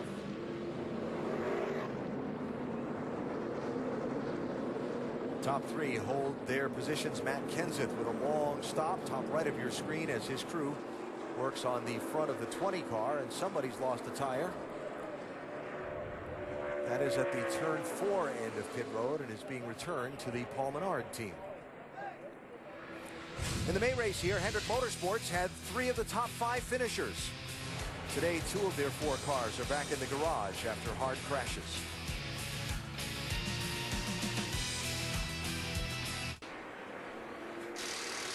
And welcome back to Kansas Speedway. Back in the garage, busy times for Hendrick Motorsports. Dale Earnhardt Jr. led 45 laps. You were leading and straight into the wall. What happened? Going into turn 3, the surface of the tire unwound all the way across the surface. And I don't know, just the whole surface of the tire unwound like a string and just came off the car, and it popped off the corner. I felt it coming apart through the corner, and the surface of the tire is gone. The whole cap came off. Must have been a recap. But I got to hand it to the guys, man. That was a great race car. We hadn't been running very good the last several weeks, and, man, we came in here with a great attitude and a great fast car. This is a car we won Pocono with both times. It's a good car. Hopefully we didn't hurt it too bad, and we'll just try to go to the next one. This is going to hurt us in the points, obviously, but we got a lot of racing left, a lot of races to win. We're running good. All right, he's still optimistic. They were happy about the way they ran, and now they have 2 more races to try to get it done and move on. Alan? All right, Jamie, here we go for a restart. Joey Logano and Kevin Harvick on the front row.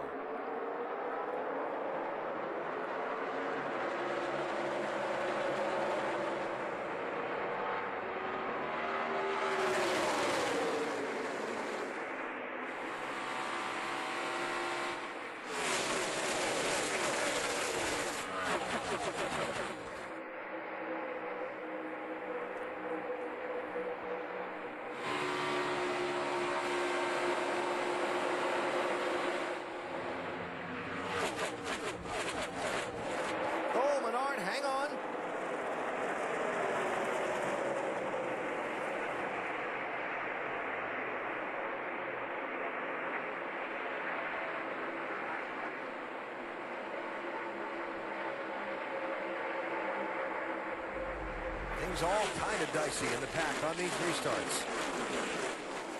Kevin Harvick back in front.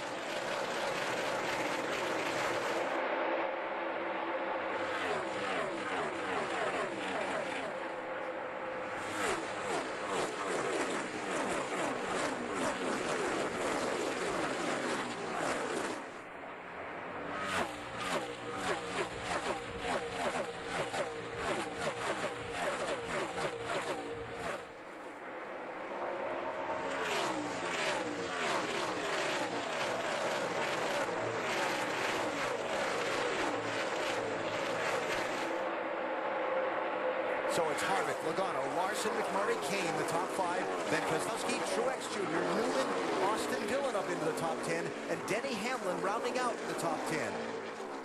It's really been a solid day. You talked about Austin Dillon there in the 3-car up into the top 10. I've watched him progress throughout the day. Seems like they're getting that car just a little bit better each time for him. A couple cars to clean up from pit stops. Kyle Busch speeding on pit road. Came in 8th, had to go back to 22nd for the restart, trying to make up lost ground. Matt Kenseth a couple of times on pit road with this 20 car and some damage. Doc can update us on why. Yeah, back about lap 80 or so on the restart, he got into the back of the 22 of Logano, damaged the right front, had a crack above the headlight, which became a hole, and the car would not handle. It was up off the racetrack. They came in, made 2 pit stops to put some tape on the nose of the 20. Much, much better now than it was about 15 laps ago. Alan? All right, Doc, so Kyle Busch 19th, Matt Kenseth 20th, and behind them in 21st is Jeff Gordon. That loose tire from pit road was rolled back toward the pit box of Paul Menard's team, but it belonged to Jeff Gordon's team, pitting one spot in front of them, and Jeff had to go all the way back to the end of the line for the restart. Watch the back end of this 24 car here. These tires have to be on the inside half of the pit box. Like that crew member for the 27 could have helped out a little bit, but he didn't. And then when the tire carrier for the 24 goes to retrieve it, they're pulling his air hose back in. Watch him trip over the air hose. Oh my, yeah, he went straight down. And the tire kept rolling. That's just not our day, is it? It ain't over yet. We just keep fighting to the end. That's what's challenging us. We got to meet the challenge here.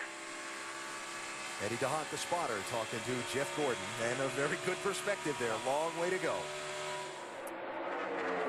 Joey Logano trying to get back around Kevin Harvick for the race lead. Yeah, that last row, that 22 looked strong, but we thought maybe it was the 4 tires that he had taken on. They're all even now. He's still strong. Took the lead from Harvick. Yeah, the good thing about putting 4 tires on this every time, you can make adjustments to that. You don't have to wonder, was it those 2 tires that made the car do this? They know exactly what's done. They've got it handled the way Joey Logano wants it right now for sure. Yeah, I almost questioned that 4-tire call by Todd Gordon when he made it. Didn't give up as much spots as he probably could have. He was able to make them all back up now, up front. So as the race crosses its halfway point, Joey Logano is back again in the race lead, Vince.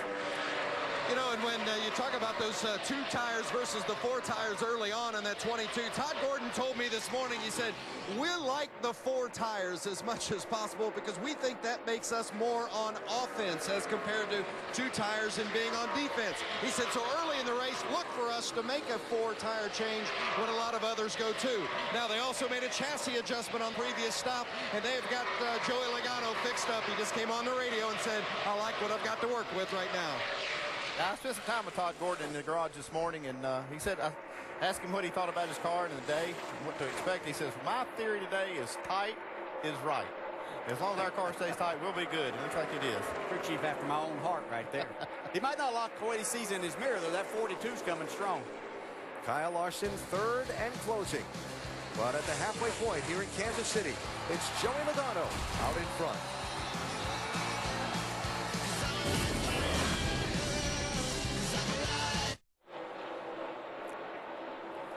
Back live at Kansas, Joey Logano continues to lead today's NASCAR Sprint Cup Series race. Telecast presented by Dodge. There's your new second-place runner. Kyle Larson has just passed Kevin Harvick. Larson today, the biggest mover in this race, which comes numbers brought to you by Sprint. Kyle started back in 18th place, and he's up to second right now. Stay connected to the chase for the NASCAR Sprint Cup with the Sprint Family Share Pack. 20 gigabytes of high-speed data to share, plus unlimited talk and text for $100 a month. Learn more at sprint.com/datashare. More on Kyle Larson from Dave. Alan, he was also a big mover after a lap 72 pit stop where he stalled the car leaving. The team had to push it out, and he lost 7 spots. But ever since then, he's been going forward. And Chris Heroy, the crew chief, told me this morning, we've heard from the ghost of Christmas past this morning. He said, I know you heard Titus right earlier. Ghost of Christmas past here. They said we were so loose in the May race, we were going to make him tight no matter what. And so far, the car's been very, very good for Larson. I'm waiting for somebody to make the Ebenezer Scrooge reference. Come on. He might find Christmas in October here this afternoon with that first Cup victory. Sure been a lot of fun to watch. Yeah, he really is. Yeah, very talented. Fun to watch, make his way through traffic and search around on the racetrack for fastest way around there for his car. Boy, the team was real loose this morning. I was just walked by while they were going through tech. I said, is today the day, guys? And they were all grinning and said, yep, think it might be. So that's good. Loose team and a tight car. That makes for a good combination. That's better. 24-year-old Joey Logano leading. 22-year-old Kyle Larson second. Youth is served at this point of the race in Kansas today. Not being served well are circumstances around Denny Hamlin inside that 11 car, Jamie. Well, the day was looking up for Denny Hamlin. He gained 13 positions, but this was on his radio just about 2 minutes ago. Just caught on fire underneath the all your fans and stuff off. Did it go out, man? Still smoking. Looks like the smoke's gone away. And most recently saying, okay, there may not be a fire now, but there's still smoke and I can smell it. They're telling him check all of your gauges one at a time, and he's going to stay out there until everything goes kaput. I'm just going to guess, not having driven one of these race cars before, that if you see sparks or something under the dash, it's not a very comfortable thing. Rather unsettling as a driver, yes. Yeah, not good. Pick that out. You know, you really can't see up under there, so you have to think it's some electrical situation that they got, Andy. Yeah, and they got, you know, it's distracting, obviously, for the driver to have to go through all that, but you wonder, you know, how is it going to fare the rest of the way? Denny running in 12th position at the moment. Remember, started back in 25th. And still got that yellow banner across the windshield. Has 1 to 12 trying to make it into the round of 8. This contender round in the chase for the NASCAR Sprint Cup. Long way to go. 117 laps remaining here at Kansas City today. Joey Logano, the race leader, and we go NASCAR nonstop today, presented by Sunoco.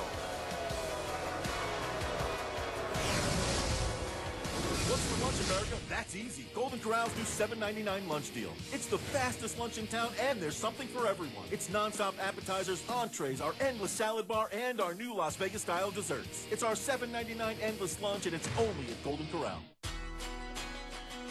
Before they can feel at home again and go from serving their country to rejoining their family, let's help connect them to an even better future with a simple thank you.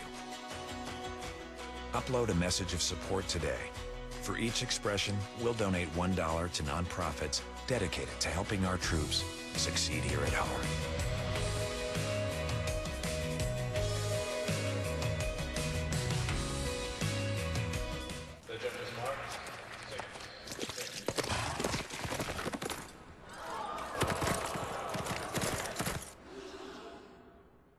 If you're on a diet of taking it up a notch, drink Diet Dew, the only diet with dew in it.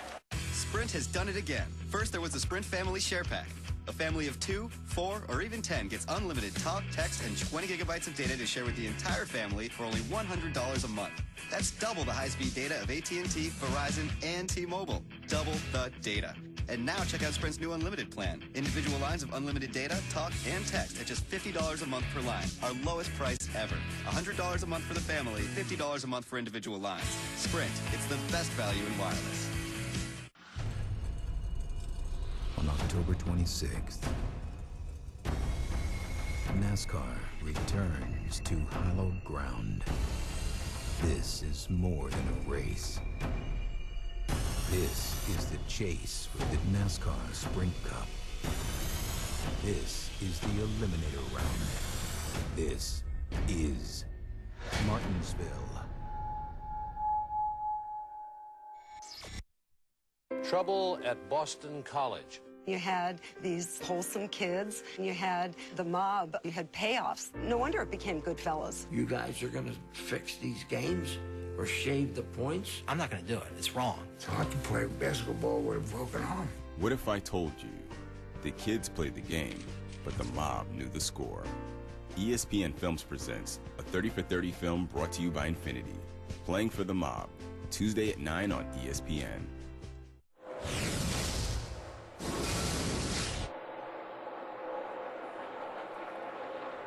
The Hollywood Casino 400 for the NASCAR Sprint Cup Series at the Kansas Speedway in Kansas City, Kansas. Back live looking at the race for the lead. And a reminder that you can go to NASCAR.com for all your latest NASCAR information. Kyle Larson, 42, has run Joey Logano down in and around some lap traffic. Was a little bit closer than he is at this moment. But Larson appearing to be on a roll here in this middle stage of the race.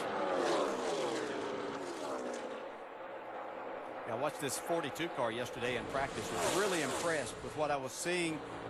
He had good speed in the car. It held on for a long time with good speed. He actually would at times get up over the 27 or 29 second bracket and then come back and run a faster lap than that 10, 12 laps into a run. So it's really paying off for him here. The pace has slowed down from yesterday's practice, but it's still kind of relevant as to what he's doing and able to continue that speed. Saw Reese Sorensen in the 36 kind of slide up off turn 2 between those front two, but everybody had enough room to make it work. Jimmy Johnson, you saw come back out of the garage.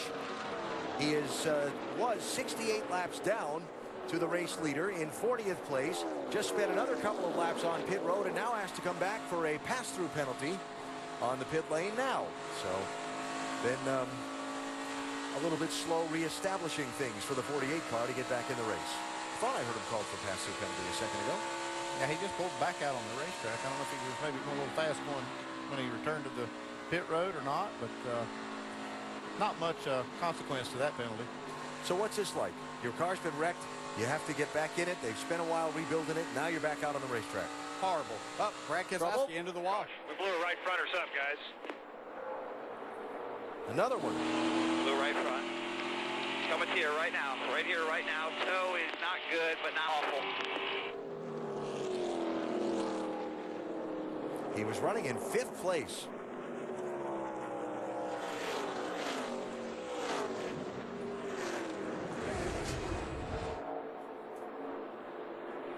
Oh, yeah, almost exactly like the 88 car, just a different spot on the track.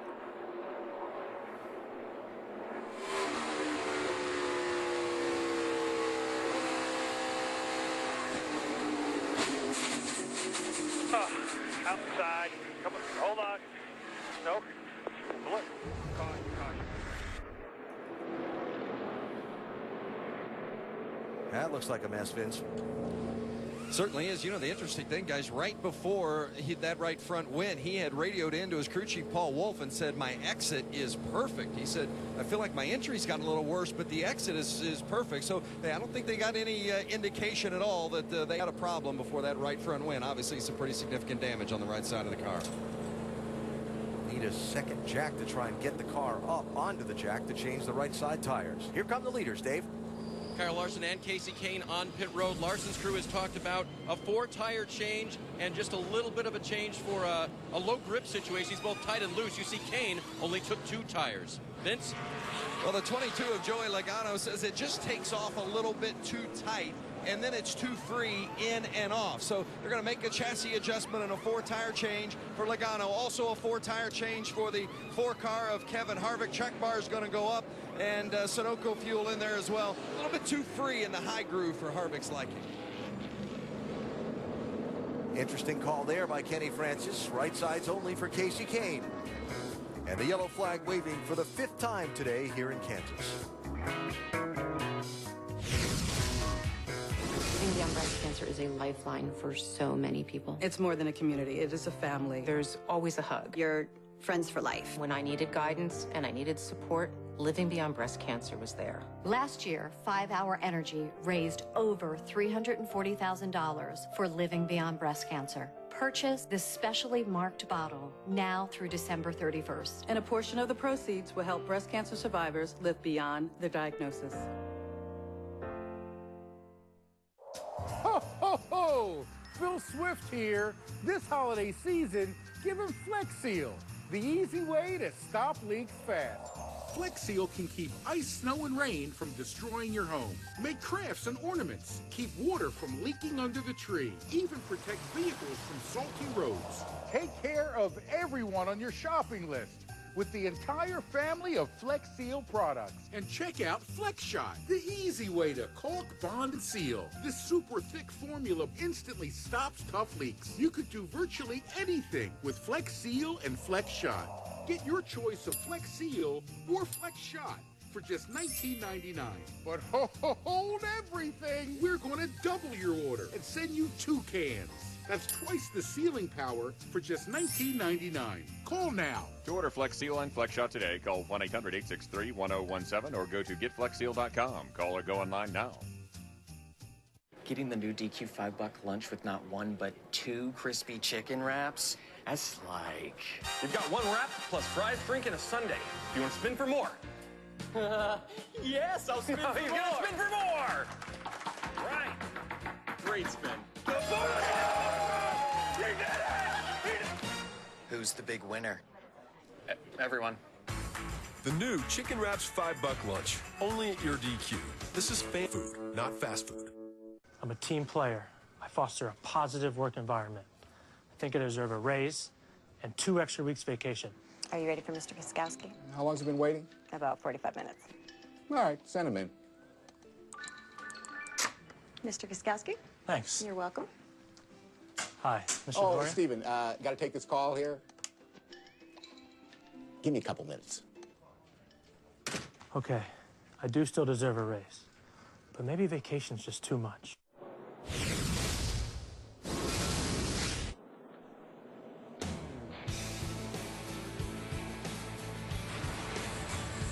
NASCAR Sprint Cup Series at Kansas, presented by Dodge, is brought to you by Nationwide. Nationwide is on your side. Well, we were expecting a little bit of drama today at Kansas with 104 to go. This is, after all, race 1 of round 2 of the chase. And if you are just joining us, the 5-hour Energy Rapid Recap is going to get caught up on what has happened so far. Chase contender trouble starting. Yeah, Jimmy Johnson coming off turn 2, and Greg Biffle gets in the backup and spins him out. They both wrecked. Big damage on Johnson's car. He's back on the track right now, but he's several laps down. He's 73 laps off the pace. Bad day for Jimmy Shown Johnson. in 40th. Another bad day for Dale Earnhardt Jr. Maybe a sign of things to come for a few drivers here. Yeah, Dale Earnhardt Jr. led 45 laps, had a strong race car, but we've heard drivers talking pre-race, throughout the race, about the tires. They're concerned with right fronts. Junior hits the wall leading. And guess what?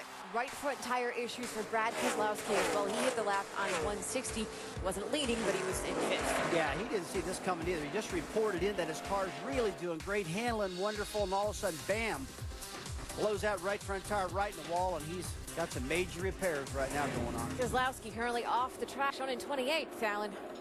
And we're lined up for a restart here. Casey Kane is the new leader. Remember, they changed just right side tires on his pit stop. Everybody else took 4 fresh tires. Is Kane not able to get going, really spinning the tires there? You can see the advantage for Logano and Harvick on the inside. Hamlin down to the apron, 4 wide into turn 1 there.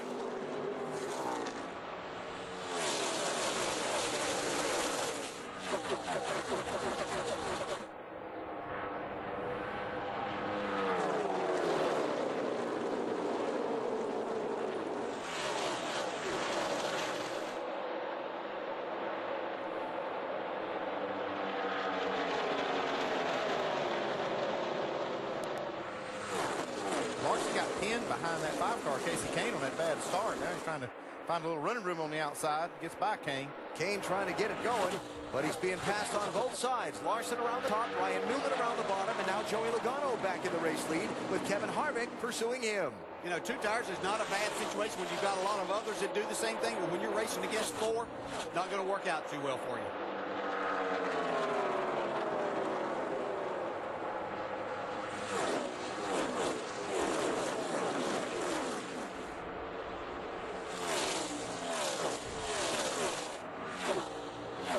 Kevin's got to run.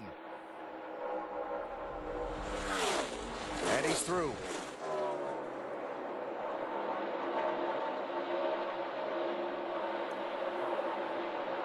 So Harvick first, Logano second, Truex third, Larson fourth, side by side for 5th, Newman and Kane. Yeah, Kane really slipped up going off of turn 2 last time, gave Newman a big run. He's able to complete the pass now, going in the top 5. Larson went by for the 3rd spot. And up front, Logano with another rally back around Harvick.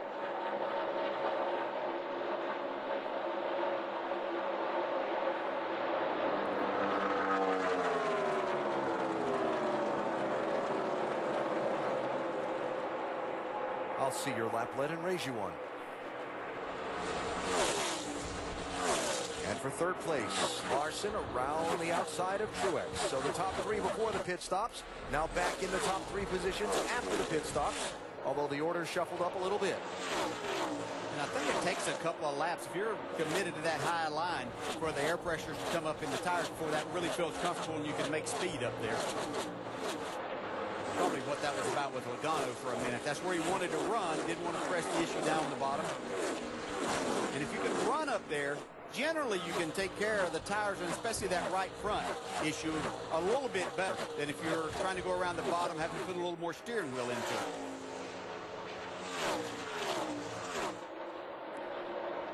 So 21 cars on the lead lap. Landon Castle got the free pass at the caution for the Brad Keselowski issue. And Joey Logano, once again, the race leader, Vince. Well, and Logano radioed into crew chief Todd Gordon to alert him to the fact that he took off even tighter this run. Remember, that was his complaint from the previous run as well. So they did make a slight adjustment, but even tighter on takeoff for Logano on this run. So they'll likely address that. They did, by the way, assure Logano that his right front tires have looked good all day long. He was obviously concerned about what happened to Brad Keselowski, his teammate, but they told him your right front looks great. You want to make that driver feel, you know, like everything's okay, because not a lot he can do, but I would be a little concerned after seeing that two-car blow that right front. We've seen at least 3 failures on that right front corner today. All right, want to explore what you think might be going on here and what some of these teams remaining in the race might be thinking about it in a minute. Casey Kane, Ryan Newman for 5th place, which you can continue to see in our NASCAR nonstop coverage. 95 laps to go in race 1 of the contender round of the chase, and we have sure had some unexpected exclamation points in this one so far. Don't stop till everything's gone.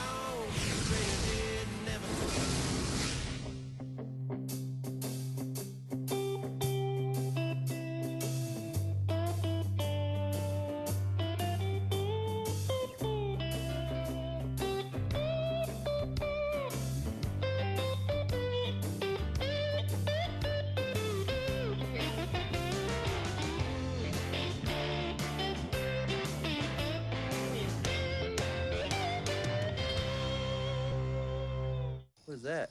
It's my Dale call.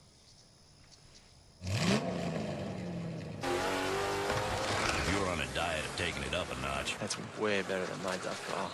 Drink Diet Dew, the only diet with dew in it.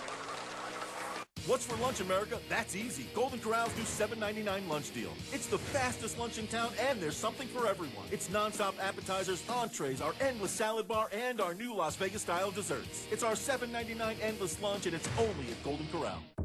I'm Louis Boom. I film breaking news stories. They are called night crawlers. Start filming. We want all of it. They film crime as it happens. No matter what, keep shooting.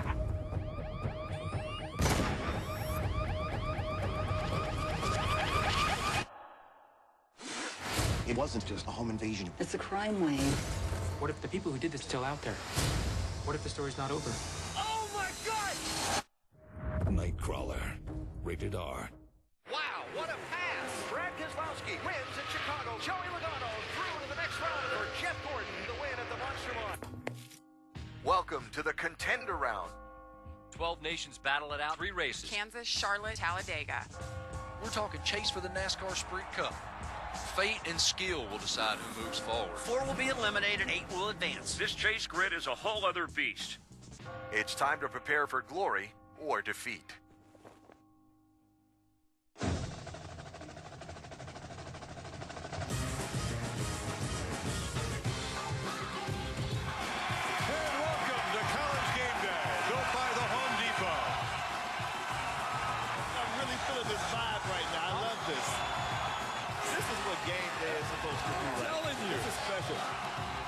Can they come with us everywhere? Look at that crowd. Look at that crowd. Great crowd. It was awesome.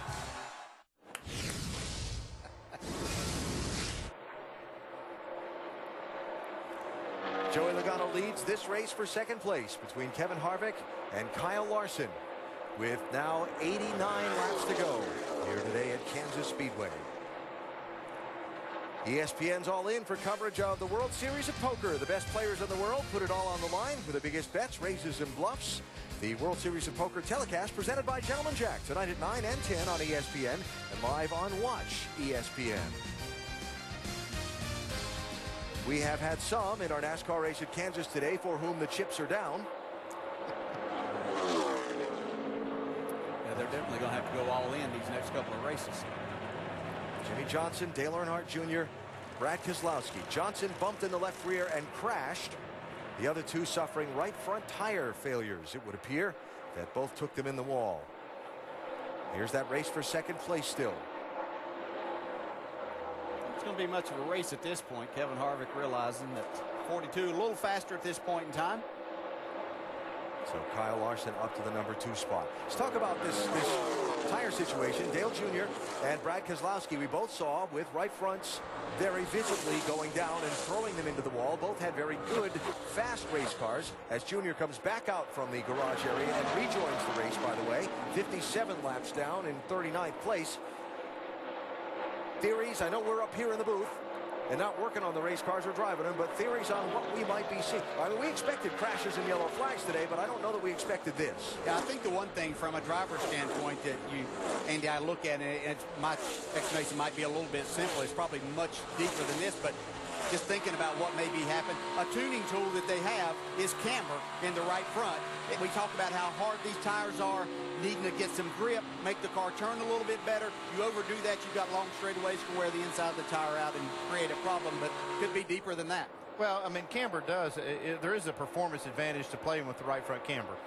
It does come with some risk, and I didn't see this coming, so I didn't realize this was going to be an issue. But it seems like it is. This track, though, I talked to some of the crew chiefs this morning, has some of the highest loads in that right front because of the speeds that we're seeing that they see anywhere. And the one thing that you can't really change the camber during the race, so you can't really control it. The other guys, I'm sure, are nervous. The one thing that they can do is to keep their cars as free as they can and still be fast enough. Okay, I'll try to take a little bit of that pressure off of the right front. And we heard Joey Logano saying that this is like the tightest he's been. He's fast, and that worries me a little bit.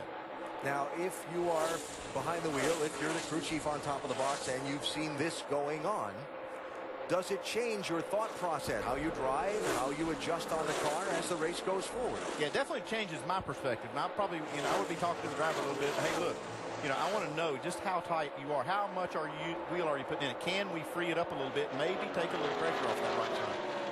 Yeah, and as a driver, I want to know just how bad is my tire, or give me the real information there. And do I need to adjust that? Yes. Okay. If we free this up, then I'm going to have to change the way that I attack this racetrack a little bit and see if I can help that right front situation. And the question, Andy, you talked about the higher loads here. Now, this has progressive banking, 17 to 20. Now, does that go up? We see them running high because you're getting into that higher banking. Does that have any effect on it at all? Well, it could for sure. But and the driver can change the way that car drives a little bit by his style, take a little pressure off that right front.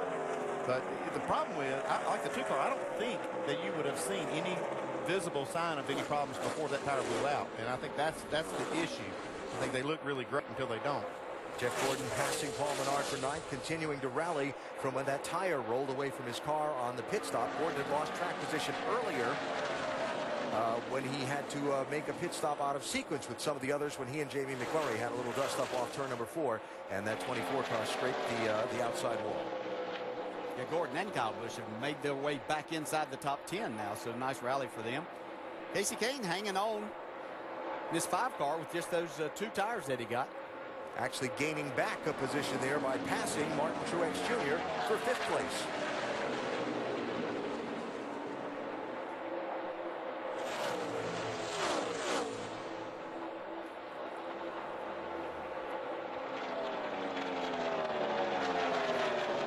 So still 80 laps to go in this one. Joey Logano's built a 3-second lead on Kyle Larson, the 2nd place car. 21 on the lead lap. And all of us wondering, what's the next shoe to drop, if you will, here in this one at Kansas.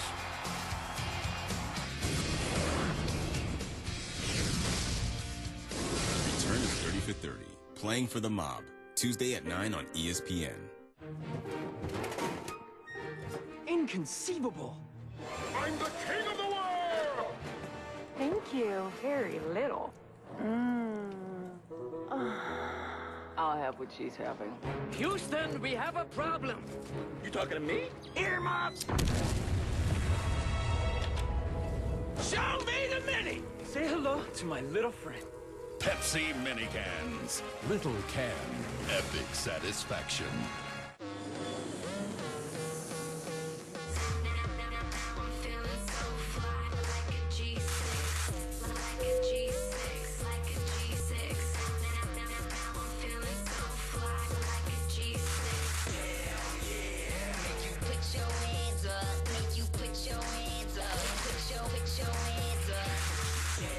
Introducing the Mile High Bacon Thick Burger with thick cut Applewood smoked bacon at Hardee's and Carl's Jr. Feel it? JJ, what? You know the game's on tonight, right, Amy? I know, but it's my turn to chaperone. Right, but you can do both. How? NFL Mobile is now free with the More Everything plan from Verizon. I have Verizon. Download it, and you can watch the game right here. Come on, Miss Boogie! Oh, Helen. Watch primetime NFL games on NFL Mobile, included with the More Everything plan, exclusively from Verizon. I lost everything. It's not what you did, son. It's who you did it to. That nobody? That nobody is John Wick. On October 24th. Hey, John. People keep asking if I'm back. Yeah, I'm thinking I'm back. John Wick. How good's your laundry? No one's that good. Rated R. October 24th. Wow, what a pass! Brad Keselowski wins at Chicago. Joey Logano through to the next round for Jeff Gordon, the win at the Monster Line. Welcome to the Contender Round. 12 nations battle it out, 3 races. Kansas, Charlotte, Talladega. We're talking chase for the NASCAR Sprint Cup. Fate and skill will decide who moves forward. 4 will be eliminated, 8 will advance. This chase grid is a whole other beast. It's time to prepare for glory or defeat. Who's got that sweat? I got that sweat. Who's got that sweat? I got that sweat. Sweat. Monday Night Football, Seahawks Redskins, tomorrow 8:15 on ESPN.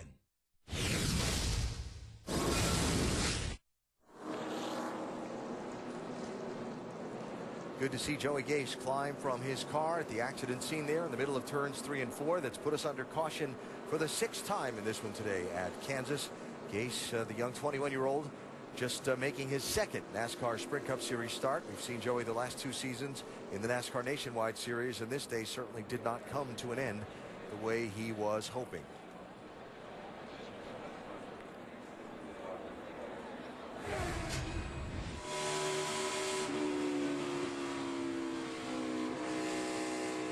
I really believe he might have had a left rear tire that went down.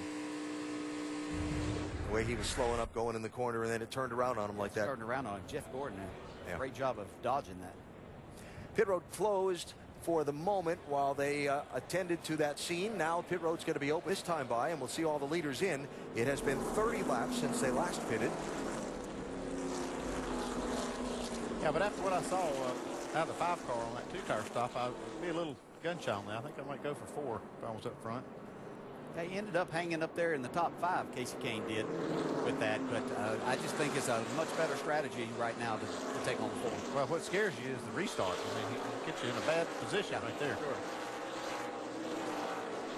Here come the leaders. Dave? Kyle Larson runs in 2nd. He said the balance that time was pretty much the same. They'll just go with right side tires this time. Sunoco fuel, a little adjustment to accommodate that 2-tire stop. Doc? Ryan Newman, 4 tires, fuel, got to clean the grill, temperature going up a little bit to get a windshield tear off. No changes. Vince. The 22 of Joey Logano, a tick loose in traffic, going to go half round down on the left rear. It's going to be a 4-tire change for Kevin Harvick. Right sides only for Harvick, still a little bit too free. Looks like we got 3 of them that went for the 2-tire strategy. If you're free, those right sides could tighten you up just a little bit.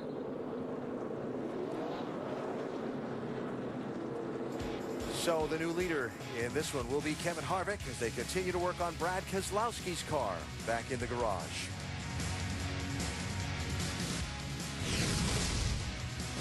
Sprint has done it again. First, there was the Sprint Family Share Pack. A family of 2, 4, or even 10 gets unlimited talk, text, and 20 gigabytes of data to share with the entire family for only $100 a month. That's double the high-speed data of AT&T, Verizon, and T-Mobile. Double the data. And now check out Sprint's new unlimited plan. Individual lines of unlimited data, talk, and text at just $50 a month per line. Our lowest price ever. $100 a month for the family, $50 a month for individual lines. Sprint, it's the best value wireless. I don't care much about appearances. Flaws, I got plenty of them. But this is what I believe. Do one thing well. Do it all the way, and you can stand proud. I'm Jimmy Russell. For 60 years, I made Wild Turkey bourbon my way, aged in barrels with the deepest char. That's the true rich flavor you want. Wild Turkey, bottled but never tamed. If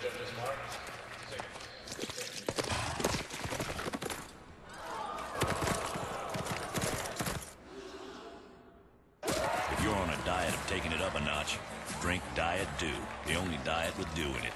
Get up to 20% off and 1,000 rewards points at bestwestern.com with a swipe, a tap, or a click. Get up to 20% off and enjoy breakfast, free high-speed internet, and 1,000 rewards points only at bestwestern.com. With diabetes, it's tough to keep life balanced. I don't always have time to eat like I should. That's why I like Glucerna shakes. They have slowly digestible carbs to help minimize blood sugar spikes. Glucerna, the #1 doctor-recommended brand. I'm a team player. I foster a positive work environment. I think I deserve a raise and 2 extra weeks vacation. Are you ready for Mr. Piskowski? How long's he been waiting? About 45 minutes. All right, send him in. Mr. Piskowski? Thanks. You're welcome. Hi, Mr. Oh, Doria. Stephen, got to take this call here. Give me a couple minutes. Okay, I do still deserve a raise, but maybe vacation's just too much. Getting into the playoff, it's just going to come down to the Florida game. It's going to come down to the Georgia game. The USC game. The Notre Dame game. All we really have to do is beat Auburn. Alabama's going down! What will supporting your nation get you? The celebration of a lifetime. Find out more at afterthelap.nascar.com.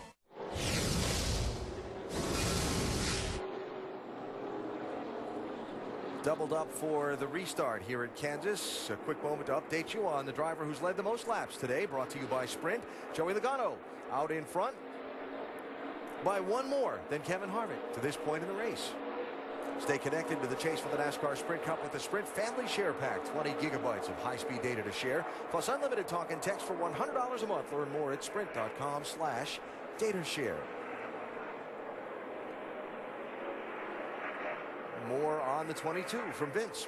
And with crew chief Todd Gordon, you've stuck with the 4 tires all day long. You did so there. Maybe touch on that. Plus, did you get all the fuel in that you'd hoped to on that last stop? About a half a gallon short. I got a little nervous there when he pulled out and told me no, but he got almost everything he needed to. We're fine with where we need to be, and we need to take 4 there so we can set ourselves up for a 2-tire stop here at the end.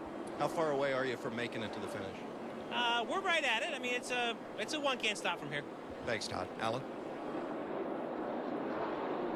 So the front 2 in front of Logano, Harvick and Larson, taking just right side tires on their pit stop. Jamie McMurray speeding on pit road. He had taken just rights, but he has to go back to the end of the line. 21st place.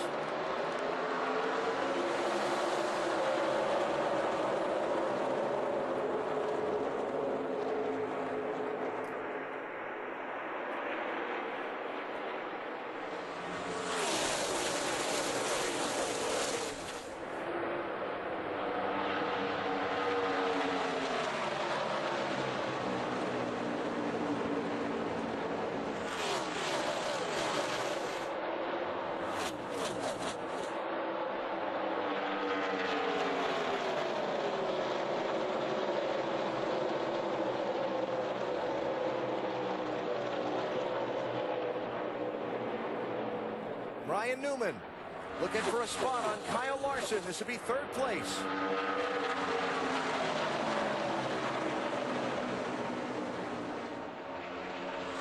Team been really solid. Talking to Ryan the other day, and they certainly want to win, but he felt like that they have the team that can point their way into at least the next round, and he feels like that they're getting better with each race. They could find themselves in victory lane before this is over. Yeah, I was down there talking to the team this week as practice got underway just before practice. Talking to Eric Warren, the competition director, as we see a lead change now, Logano goes back around the 4 car of Harvick. He said that they had been finding some new things. Asked if they had anything new for this race that they hadn't done before. He said yes, they did, and they felt like they had found some things that might make them more competitive. It's sure showing up right now. 4 fresh tires on the Logano stop, and he goes back to the #1 spot. We've seen this the last couple of restarts, 22 and 4, kind of swapping back and forth a little bit. And then after we run a few laps, Larson in the 42 kind of gets rolling. Yeah, it takes him a little bit to get going. He doesn't like that low air pressure. It doesn't give the feel or the speed that he needs, but you can see it doesn't take long to get going. I really like the strategy of the 22, though. Getting the 4 tires there, setting themselves up for 2 tires, whether that's under the next caution or under green flag conditions to take them to the end. So the third of the championship drivers to have troubles today. Brad Keselowski has just come out of the garage area. He's 37 laps down in 37th place. Larson around Newman for 3rd place.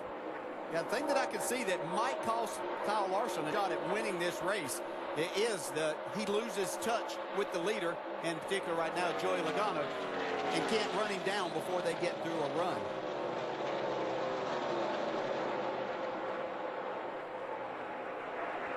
Jeff Gordon, 24. Marcos Ambrose, 9. Paul Menard, 27. That's all for position. That was for 9th, 10th, and 11th.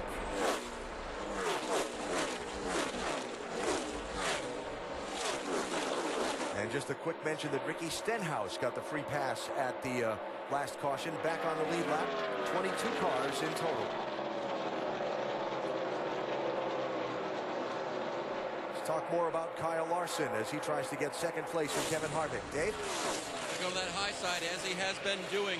Talk to Chris Heroy under the caution, and here goes Larson. He's going to make that pass. Ask him if he was having any tire issues. Remember, they changed the set earlier in the race where they left the lefts on for a long time, about 80 laps. Now, if they left the lefts on that they have now, it'd be about 100, but they had no issues all day long, and Chris told me he doesn't have any concerns. We'll see what they do on this final run as Larson moves forward.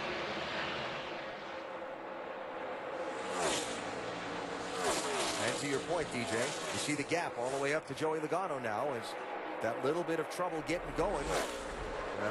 Got to leave Larson and Chris Heroy and the rest of his group hoping for a long green flag run to the end of this one. Now, you would think that that would certainly set them up and put them in a really, really good spot. It's going to take a lot to beat this 22, though.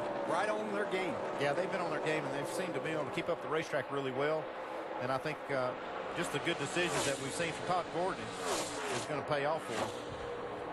It's really been great over the last, well, almost 2 years now to watch Todd Gordon and Joey Logano come together as a driver and a crew chief and making each one better and challenging each other to make these cars faster. And we see now it's paying off with a car capable of winning every week. And when they don't win, they're a top 5 car. 11th place here, 9 Marcos Ambrose, 3 Austin Dillon. And behind them, Clint Boyer and Carl Edwards for 13th and 14th, all for lead lap spots. Now, Austin had a solid day in that 3 car. He lost a few spots there on that restart, but now going back forward. So Austin up around Ambrose into the number 11 position. Kyle Busch 18, Casey Kane 5. That's Kane taking 6th place from Kyle. Casey Kane, another one of those cars, and we talked about it when he got to 2 tires, but it just looked like it really struggles on low air pressure to get up to speed and get going. Loses a few spots.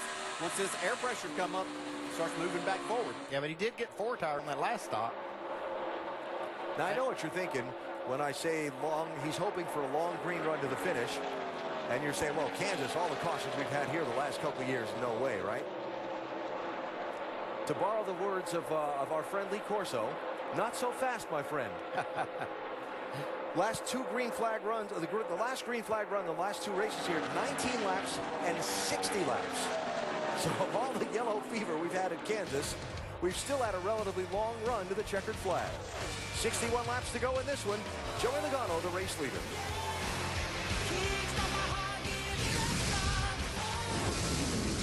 $5 lunch with not 1 but 2 crispy chicken wraps. That's like... You've got 1 wrap plus fries, drink, and a sundae. You want to spin for more? Yes, I'll spin for more. He's gonna spin for more! Right. Great spin. You did it! Who's the big winner? Everyone. The new Chicken Wraps $5 lunch, only at your DQ. This is fan food, not fast food. Inconceivable! I'm the king of the world! Thank you. Very little. I'll have what she's having. Houston, we have a problem. You talking to me? Earmuffs! Show me the mini! Say hello to my little friend. Pepsi mini cans. Little can, epic satisfaction. The only thing worse than Alexander's day is the one his father's having. Come on! Okay. I have a job interview today, and I reek. You can wear this. Is that a pirate's blouse? Yar! Ow, ow, ow! Mom, Dad's on fire. I hope so. No, he's really on fire. I still have me arms! Yar, son! Alexander and the Terrible, Horrible, No Good, Very Bad Day. Rated PG. Friday. Wow, what a pass! Brad Keselowski wins at Chicago. Joey Logano through to the next round for Jeff Gordon, the win at the Monster Lawn. Welcome to the Contender Round. 12 nations battle it out, 3 races. Kansas, Charlotte, Talladega. We're talking chase for the NASCAR Sprint Cup. Fate and skill will decide who moves forward. 4 will be eliminated, 8 will advance. This chase grid is a whole other beast. It's time to prepare for glory or defeat. What if I told you the garden was a party? That the kids played the game, but the mob knew the score? That the only thing he couldn't stop was the hype? What if I told you a film could change the way you look at sports? ESPN Films presents The Return of 30 for 30, brought to you by Infinity. Playing for the Mob, Tuesday at 9 on ESPN.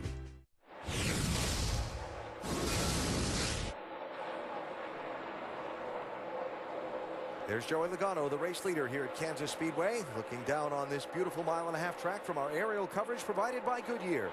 Everything they learned making tires for the grueling demands of NASCAR inspires what rolls into yours. Goodyear, the official tire of NASCAR. Logano's lead, 1.09 seconds over Kyle Larson, who has chipped into it in the last several laps around. Still a pretty significant gap, but Larson closing a little bit. Kevin Harvick has faded well back in 4.6 seconds behind in third place. Ryan Newman and Casey Kane now round out your top 5. Check out the biggest movers in the race, those who've done a lot of the passing today. Presented by Cars.com. All drive, no drama.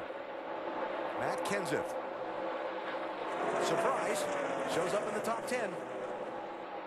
Kevin Harvick slowing. What's happening, Vince? He's radioed in and believes he has a flat right front.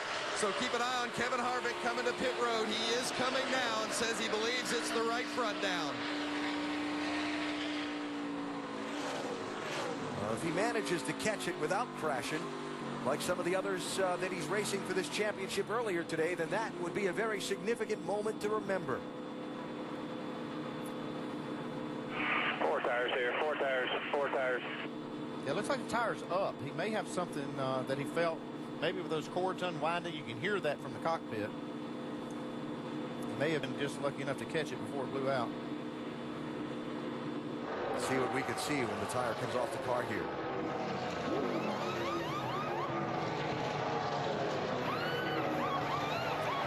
Hard to tell from there. Yeah.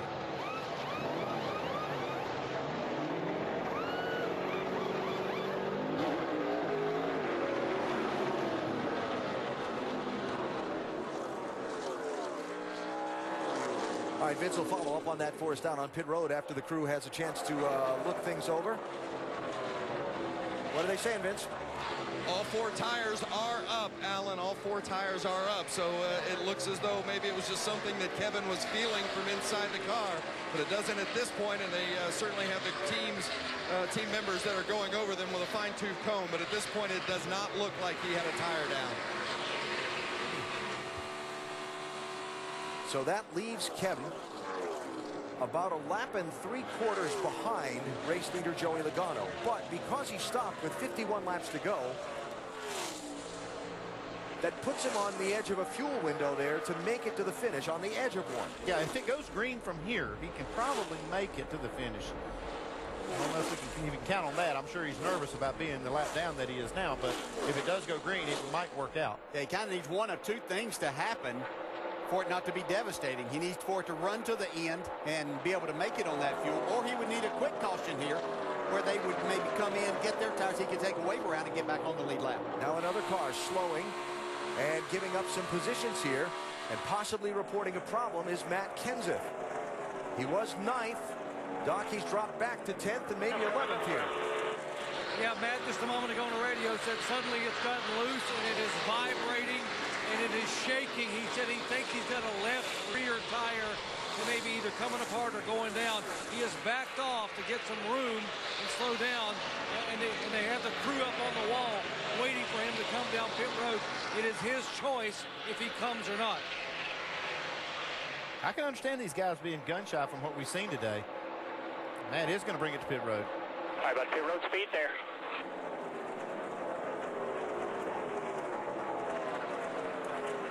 So I'm talking about waiting for the other shoe to drop? Yeah. There's a couple of them. Harvick, and now Kenseth on pit road for green flag starts. 4 tires when you get here. 4 tires, 7 away. Wow, from 27th starting spot all the way to the top 10, running 9th after having damage in the right front. They had made a chassis adjustment with wedge, and suddenly they have this issue. They are pointing toward the left rear. They will check it. He's at 4 tires. He's away.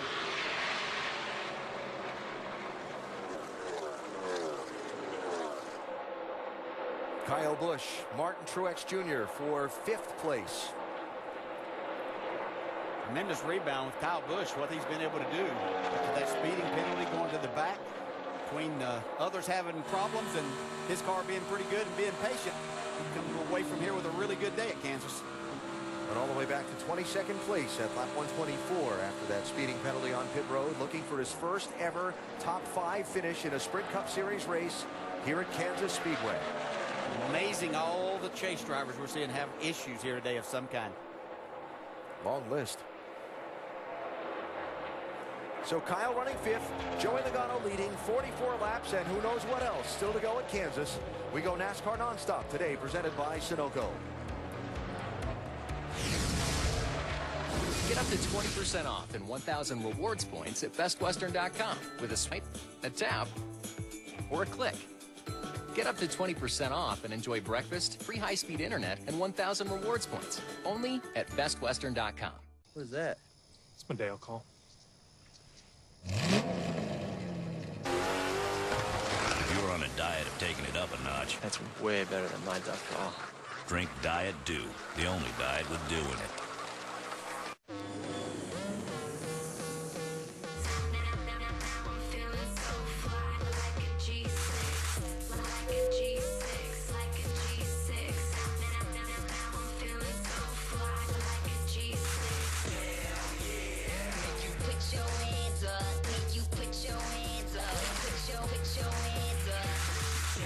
Introducing the Mile High Bacon Thick Burger with thick cut applewood smoked bacon at Hardee's and Carl's Jr. Feel it? JJ, what? You know the game's on tonight, right, Amy? I know, but it's my turn to shop around. Right, but you can do both. How? NFL Mobile is now free with the More Everything plan from Verizon. I have Verizon. Download it, and you can watch the game right here. Come on, Miss Boogie! Oh, Helen. Watch primetime NFL games on NFL Mobile, included with the More Everything plan, exclusively from Verizon. A year of excitement.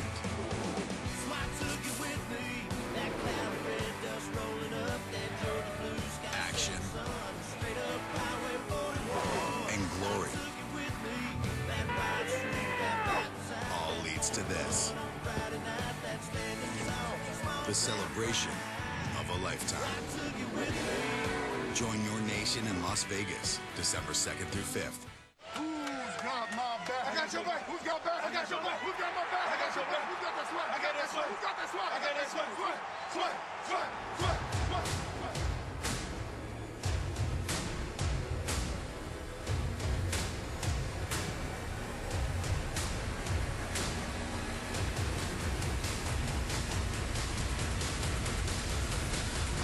Monday Night Football, Seahawks Redskins, tomorrow 8:15 on ESPN.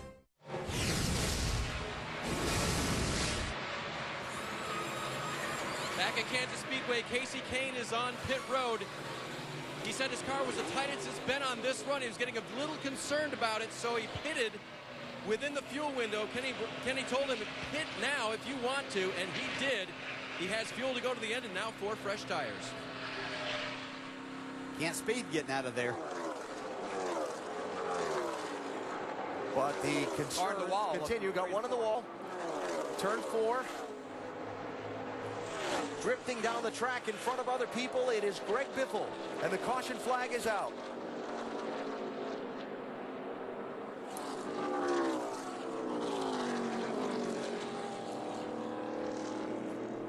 Greg Biffle running in 13th at the time.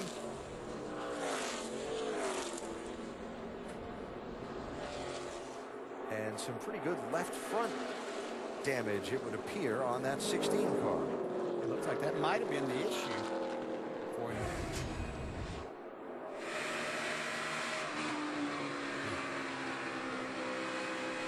It's down in turns 1 and 2 when the 9 and the 16 got together. And I believe that left front went down. That was up in 3 and 4.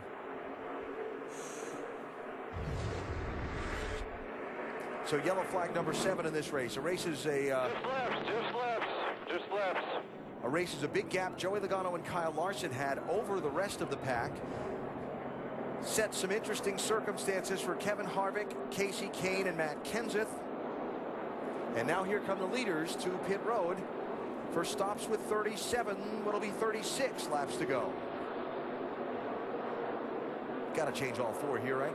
No. I'm not sure about that. Not everybody, anyway. All right, Dave. From second comes Kyle Larson. He called his car borderline too loose. We'll see if they go for the left side tires. They will. 4 tire stop for Larson. Jamie? Kyle Busch said he just needs help on entry. Just breathe through the center. It's going to be 2 tires. He's down and away. 6.2. Doc? Ryan Newman thinking about fuel only, couldn't take a chance, called it for right sides and fuel. Vince. It's been 4 all day long for Joey Logano. No change here, no chassis adjustments, just 4 fresh tires and Sunoco fuel to get to the end for Logano. All right, so people going to gamble for the track position. Ryan Newman first off the pit lane. What should be a very interesting 35-lap run to the finish coming up.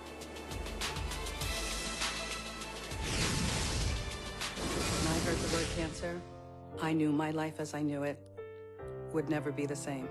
Everything stopped. And I just said, I'm going to beat this. And that's when I found Living Beyond Breast Cancer.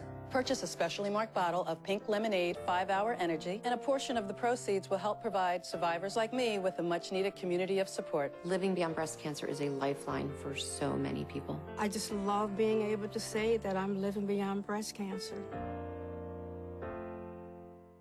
Congrats on the new car. Thanks. The dealership reviews on cars.com made it easy. But We thought it might be a little more tense. You missed the drama. Yeah.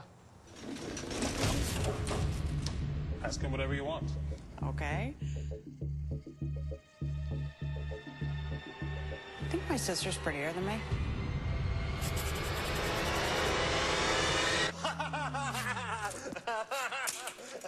Research, price, find. Only Cars.com helps you get the right car without all the drama.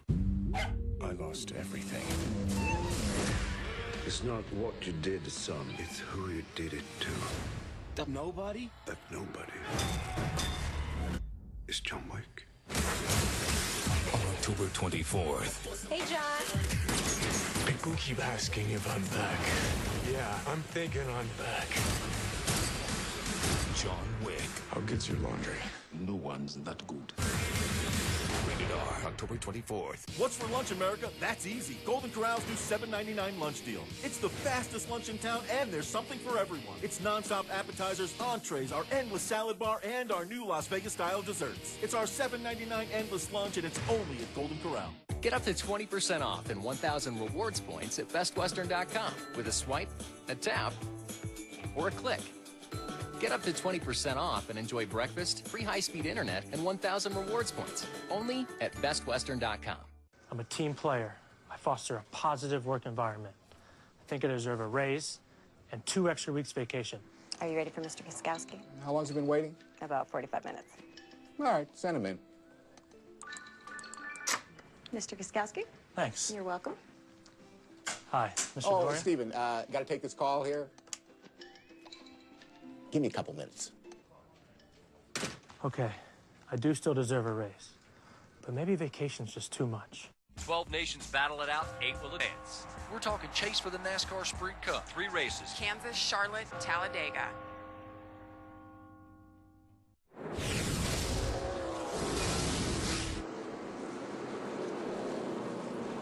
Doubling up for the restart that's going to come with 33 laps to go here at Kansas Speedway, and an interesting new picture to this race. After all of the difficulties that drivers involved in the group of 12 competing for the championship in this contender round have had today, some strategy just played now makes Ryan Newman the race leader. A quick cataloging of some of those difficulties today. Jimmy Johnson, Dale Jr., Brad Keselowski all back in the race. Jr. and Keselowski having right fronts go down. Jr. while leading this race. Harvick, Matt Kenseth, and Casey Kane all with green flag pit stops just before the yellow came out. They've all three taken a way round to come back onto the lead lap. They'll be back in 20th, 21st, and 22nd places. And when you look at the drivers and where they're running on the right side and where the cut line would be a couple of races from now, there's some ground to make up for the 2, the 88, and the 48. This too shall change shortly. I think so. What should be a very intense restart about to unfold.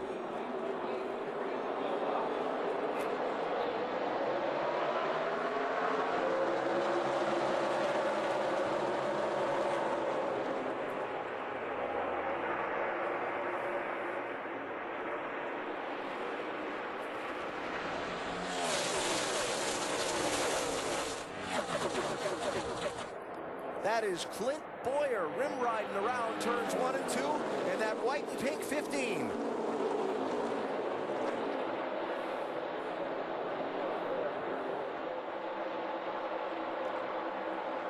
Newman leads. Logano's gotten to second. Yeah, this time Kyle Larson's able to stay right on the bumper of the 22 car. That could be beneficial. They have 4 tires.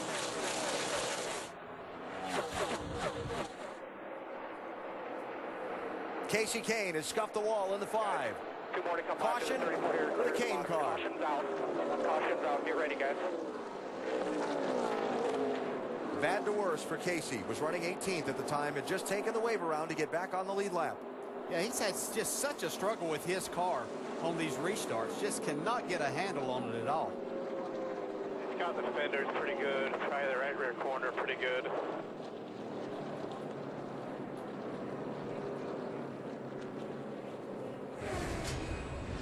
Yeah, here's Casey Kane as he goes into the corner. Looks like he might just barely touch the entry. But that's not where the problems start. Right here, he gets loose and no room to catch it.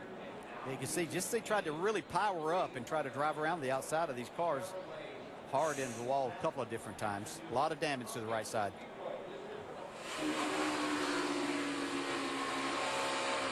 Top and 3, middle's good. Inside very down. Hold up there, hold it up there. Into the wall, guys. 2 more to come by after the 34 here. 2 hands a wheel over the top trying to catch that thing. He was busy.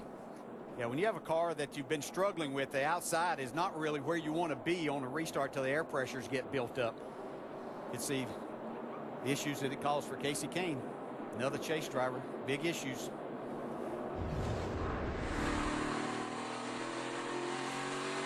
So Casey Kane into the wall. All 4 Hendrick Motorsports cars have had problems today.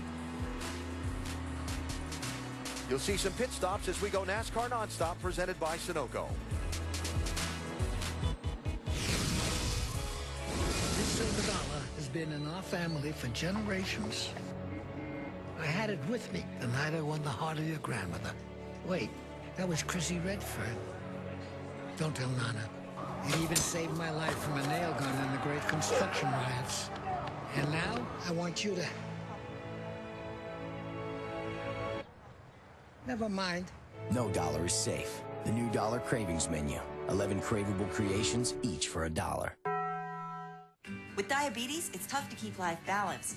I don't always have time to eat like I should. That's why I like Glucerna shakes. They have slowly digestible carbs to help minimize blood sugar spikes. Glucerna, the #1 doctor-recommended brand. Get up to 20% off and 1,000 rewards points at bestwestern.com with a swipe, a tap, or a click. Get up to 20% off and enjoy breakfast, free high-speed internet, and 1,000 rewards points. Only at bestwestern.com. Inconceivable. I'm the king of the world! Thank you. Very little. I'll have what she's having. Houston, we have a problem. You talking to me? Earmuffs! Show me the mini! Say hello to my little friend. Pepsi mini cans. Little can. Epic satisfaction. Sprint has done it again. First, there was the Sprint Family Share Pack. A family of 2, 4, or even 10 gets unlimited talk, text, and 20 gigabytes of data to share with the entire family for only $100 a month. That's double the high-speed data of AT&T, Verizon, and T-Mobile. Double the data. And now check out Sprint's new unlimited plan. Individual lines of unlimited data, talk, and text at just $50 a month per line. Our lowest price ever. $100 a month for the family, $50 a month for individual lines. Sprint, it's the best value in wireless. Getting into the playoff, it's just going to come down to the Florida game. It's going to come down to the Georgia game. USC game. The Notre Dame game. All we really have to do is beat Auburn. Alabama's going down!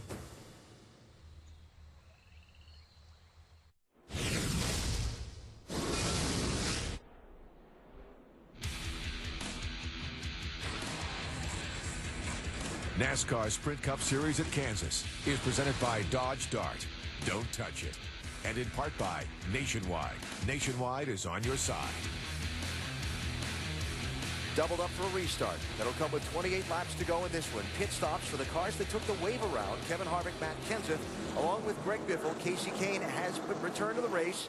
After his crew has worked on his car, he has stayed on the lead lap.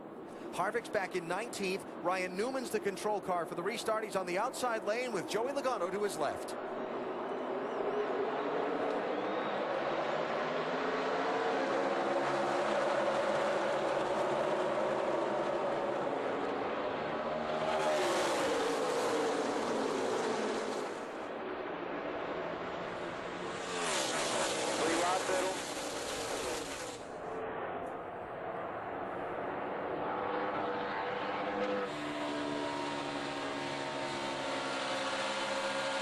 Kyle Larson able to get out of that 3 wide situation. That might be the move that'll give him any chance to win this race. Logano leads. Kyle Busch second.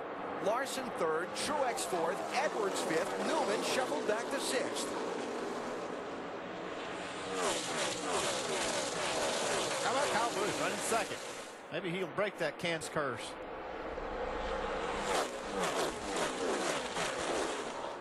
I don't think he's going to be second, but he might get third. Kyle Larson's coming in a hurry once again. Logano out there in clean air. He better dispose of Kyle Busch quickly, right? Yeah, he can't waste any time right here if he's going to have any chance. He's not going to waste any time.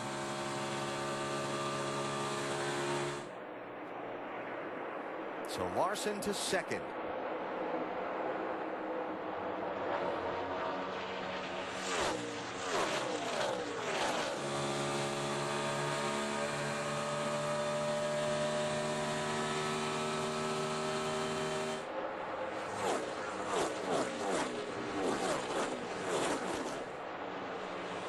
See if Larson can eat into the lead of Logano any. A little bit further back in the pack, trying to see if Kevin Harvick's making any progress through. He's in 13th place. There's Kevin. He's doing okay. He's not the car that I'm seeing making progress from back there. It's the one of Jamie McMurray again making some progress moving up through, but he's a ways back. He'll need another caution to have a shot at this.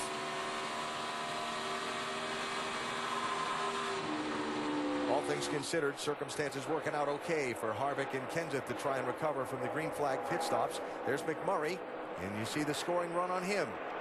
Now, Harvick got in a really bad spot off of turn 2. Looked like he's going to lose a couple of spots, but that Warrior kind of gave him a break there instead of putting him in a 3 wide situation.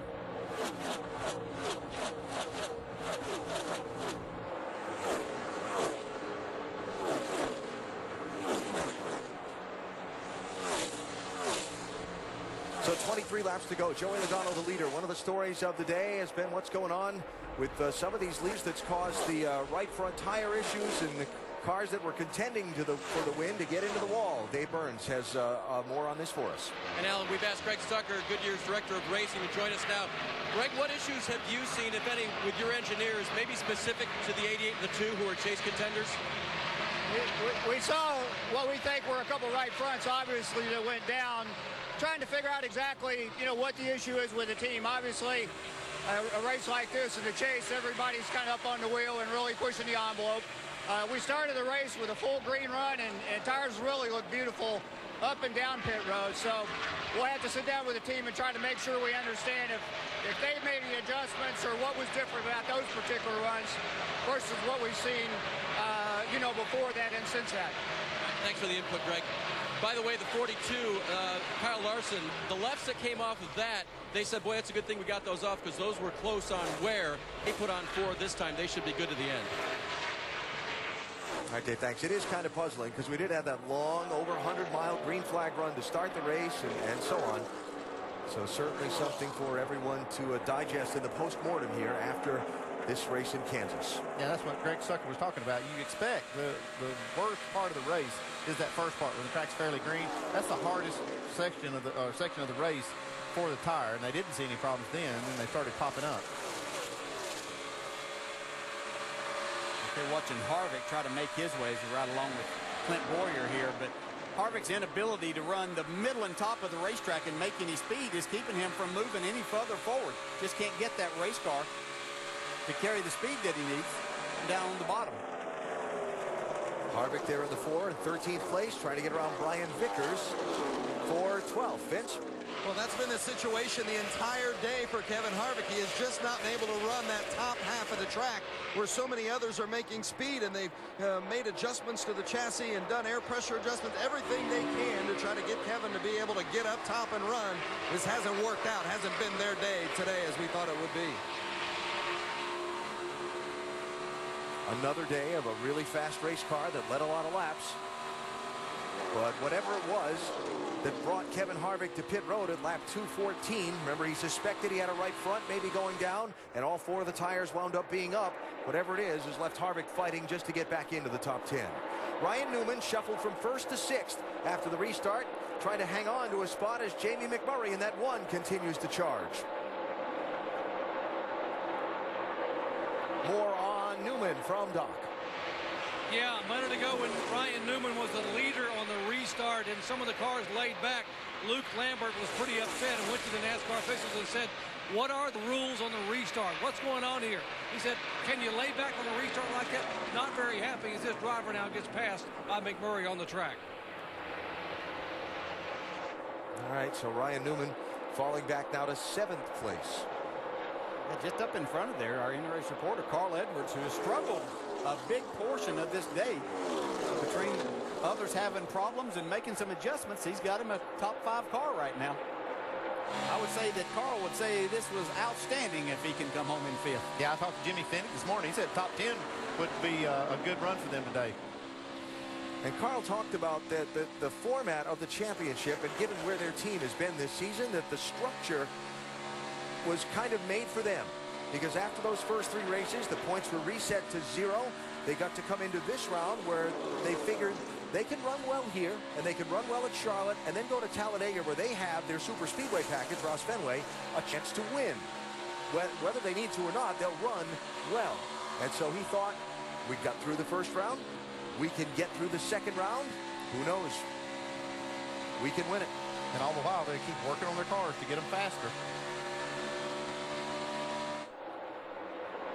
So Carl there with Jamie McMurray getting past him. McMurray in the 5th and Carl now in 6th position.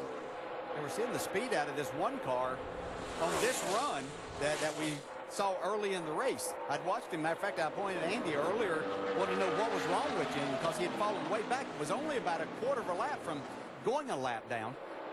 So I don't know if he had something that didn't make him feel too good. I know that they had some issues to have to start in the rear.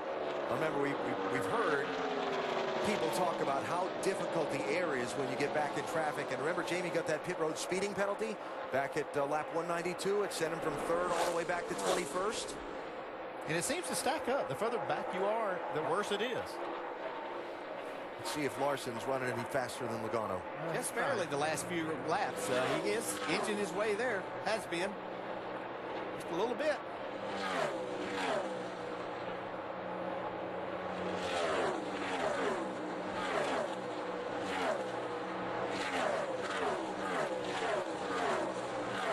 Six-tenths of a second back with 12 laps to go.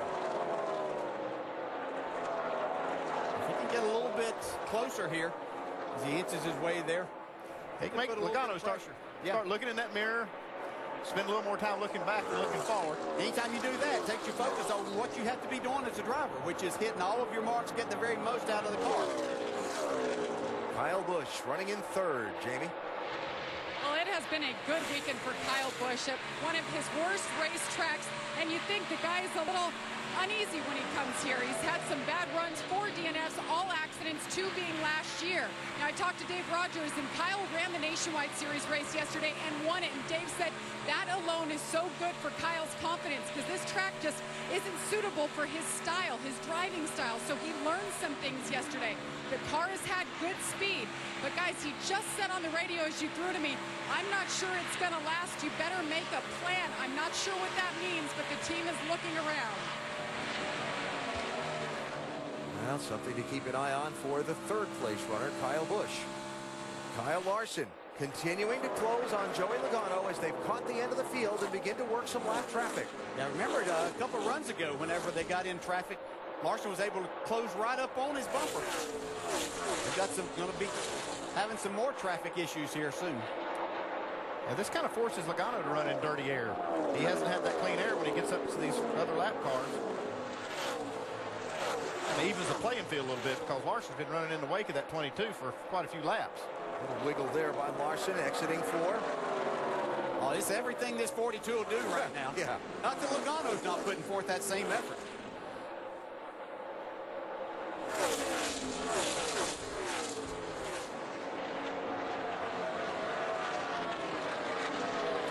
Hey, this would be such a huge statement and relief for this 22 team if they're able to get through here, punch their ticket on into that next round.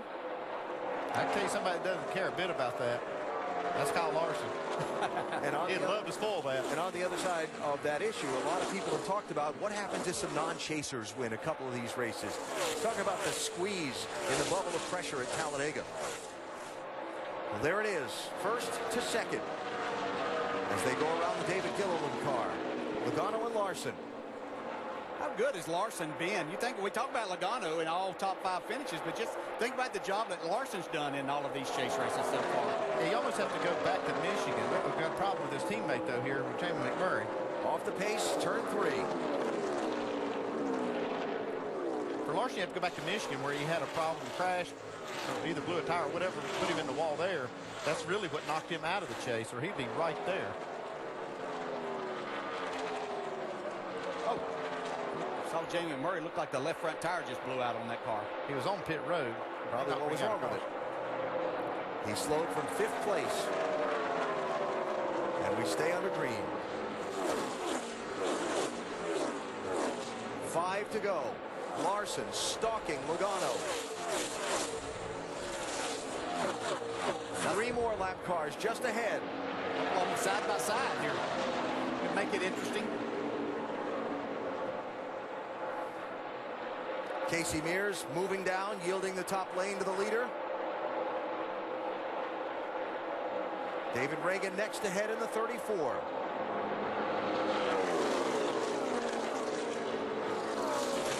Good job by David Reagan there, getting down out of the way. He'd been running that high line, but understood the situation here. Ooh. Larson's still getting it on. If he didn't scrape it, there wasn't enough room for another coat of paint on the side of that car. I'm sure you all remember watching him run the truck race at Eldora, so he's not afraid to get it up there and bounce it off there a couple of times. 3 laps to go. Logano now just pulled just enough gap to breathe. Yeah. And a little clear racetrack ahead. They're almost 6 seconds ahead of the place Kyle Busch. two-car race for the moment unless circumstances change in these final couple of laps.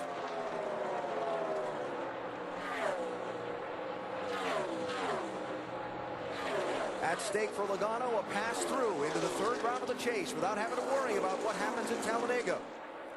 At stake for Larson, that coveted precious first NASCAR Sprint Cup Series win. They'll see the white flag this time.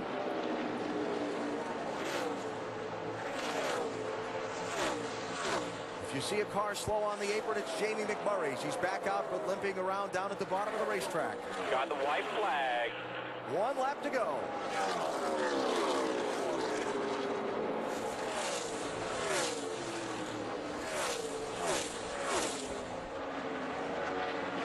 Good exit, still good by 5.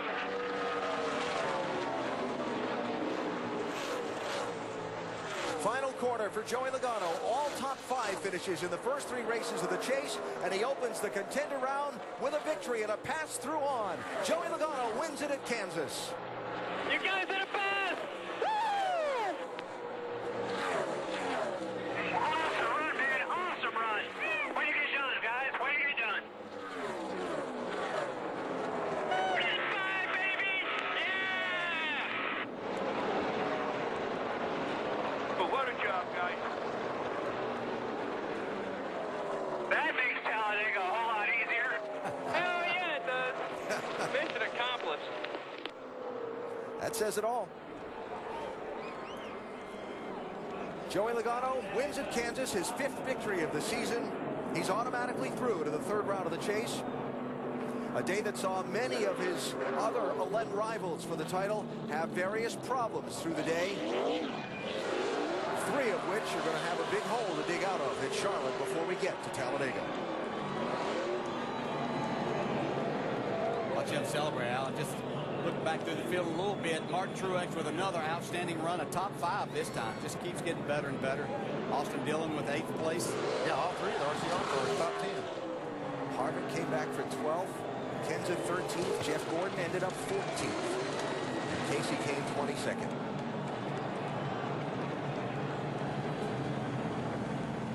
It's coming one day soon. Yep. Yeah, he's close there, almost there. One day soon. Well, there's more than a little to talk about after this one today at Kansas. We will talk about it after we go NASCAR Nonstop, presented by Sunoco.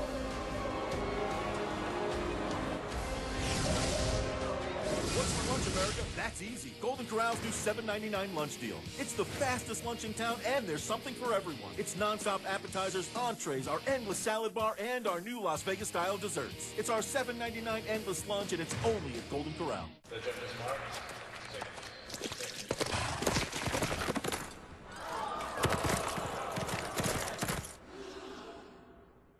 If you're on a diet of taking it up a notch, drink Diet Dew, the only diet with dew in it. Feel it? JJ, what? You know the game's on tonight, right, Amy? I know, but it's my turn to chaperone. Right, but you can do both. How? NFL Mobile is now free with the More Everything plan from Verizon. I have Verizon. Download it, and you can watch the game right here. Come on, Miss Boogie! Oh, Helen.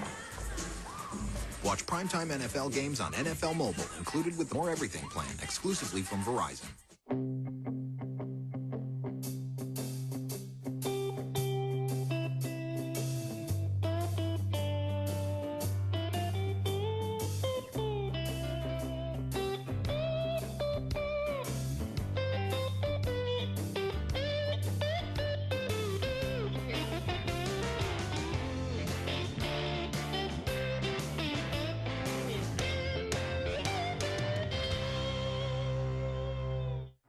Crash with injuries just occurred, Western and 3rd. Hello, I'm Louis Boom. I film breaking news stories. You got something good for us tonight? You went inside the house, you even filmed the bodies. This tape is evidence. Do I have to give it to you? Is there any reason why you wouldn't? Start filming. We want all of this. The people who did this, they're still out there. I think everything you said is a lie. Nightcrawler. Rated R. This copyrighted telecast may not be reproduced, retransmitted, or used in any form without the authorized written consent of NASCAR Broadcasting. NASCAR would like to thank all of our loyal fans for your continued support, and we hope you enjoyed today's broadcast. Race 1 of the contender round of the chase is over here at Kansas. You are seeing the finishing order come across the top of the screen during our NASCAR nonstop coverage. And Joey Logano celebrating another victory, our Goodyear Superior performer today. Logano led the most laps in this one, 122 of the 267, twice as many as the second most laps led, which was Kevin Harvick. So the big numbers on the day, the plus or minus now 8th place, because that is where the cut line will be after Talladega. And you see that Brad Keselowski, Dale Jr., and Jimmy Johnson all have ground to make up at Charlotte next week after Keselowski and Earnhardt Jr. had problems with right fronts on their car. Juniors while leading, and Jimmy Johnson got involved. He got hit in the left rear and crashed off of turn number 2 earlier in the race. So Logano through with the win. Doesn't have to worry, as you heard from him, about Talladega in a couple of weeks, because he's on to the 3rd round in his quest for a championship. Joey's driven into Victory Lane. Our Victory Lane presented today by 5 Hour Energy.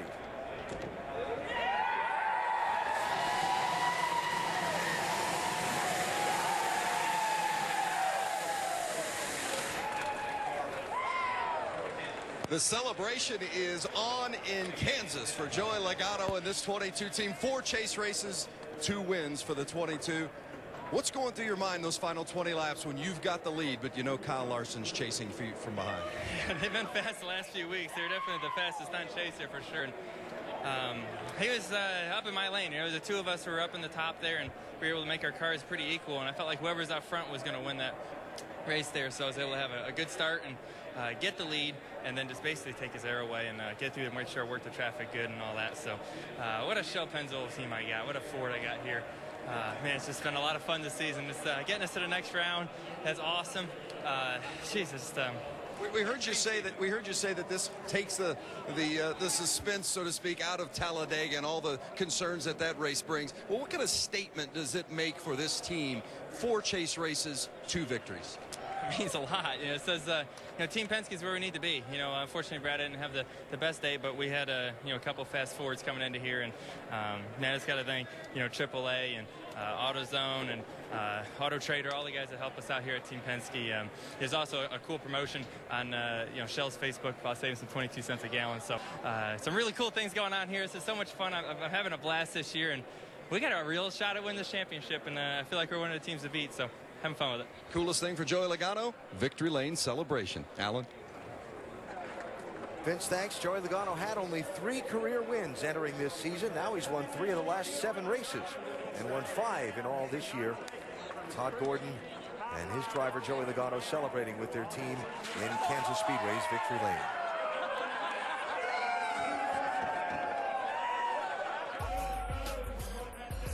Top 10 finishers today. Interesting mix of chasers there. Some guys, Kyle Busch certainly looking for a good run here, was able to make that happen. You mentioned Martin Truex and Austin Dillon cracking the top 10. Kyle Larson finishing 2nd today. Jamie? Well, he got out of his car and he said, if we were just in the chase, no kidding, you're knocking off these top 5s. Where was Joey just a little bit better than you at the end? I don't know if he was any better than us, and I don't know if I was better than him. I thought we were pretty equal. We were running about the same laps there the last run, and our target Chevy was really good. We had to work on it there some the first run. We were pretty loose and got some track position and held it the rest of the race, and just a good finish. Just we were so even, I couldn't do anything. I was hoping I could get a run on him in traffic, but all the lappers were giving us the top, so it kind of made it pretty easy for him to run the top. But another second, can't be too disappointed in it. The wins will be coming, so I just got to be patient.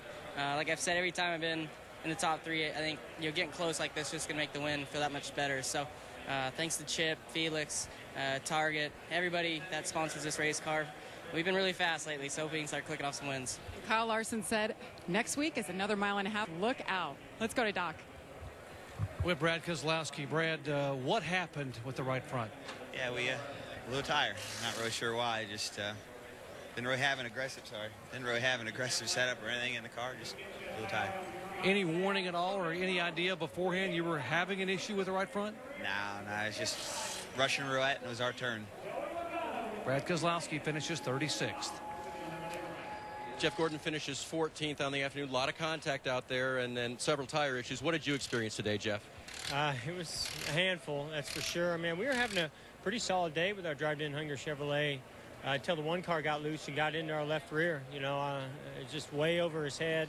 I know he had a good car. He's been running good, but he just got loose, got into me, got me in the wall.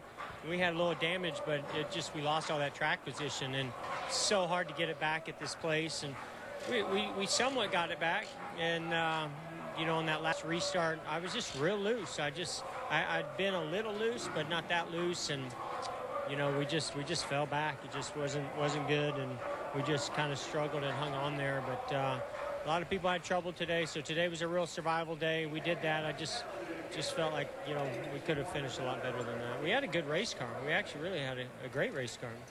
They're going to another good Jeff Gordon track next week. Kyle Busch finally gets it done after all these years. A top 5 at Kansas. You finished 3rd even after a speeding penalty. What does that say about this team moving forward in the chase, Kyle? Well, it says good things about us. You know, this M&M's Camry was awesome today. I can't say enough about Dave Rogers and the fight in this 18 bunch. They've done a really good job this year, this chase time, and you know, it's a matter of just trying to keep piecing these things together like that. So mile and a halves haven't been our strong suit this year. I think our best finish is a 3rd, maybe a second at Kentucky, but you know we got some work to do in our program. Those 2 guys up front just left us. They were flat out flying today. And I'm sure there were a couple other cars that were good enough to finish, you know, 3rd, 4th, 5th. We probably were about 6th or 7th, but we'll take a 3rd. It feels good to come out of here, especially Kansas, get a top 5 here. And, you know, I think it's just, for me, it's all about places widening out. You know, you got to have options. And places that you run one lane all around the bottom, Michigan here, until they're seasoned, you know, those repays are just no fun because it's just follow the leader, you know. But here today, it was all over the place. I'm actually shocked we got up to the wall today. So, pretty impressive. It's fun to do, and again, you know, great job, my guys. All right, good news for Kyle Busch. We're going on to Charlotte next week. Kevin Harvick come back to 12th this afternoon. Kevin, how would you assess the day? I thought I had a flat tire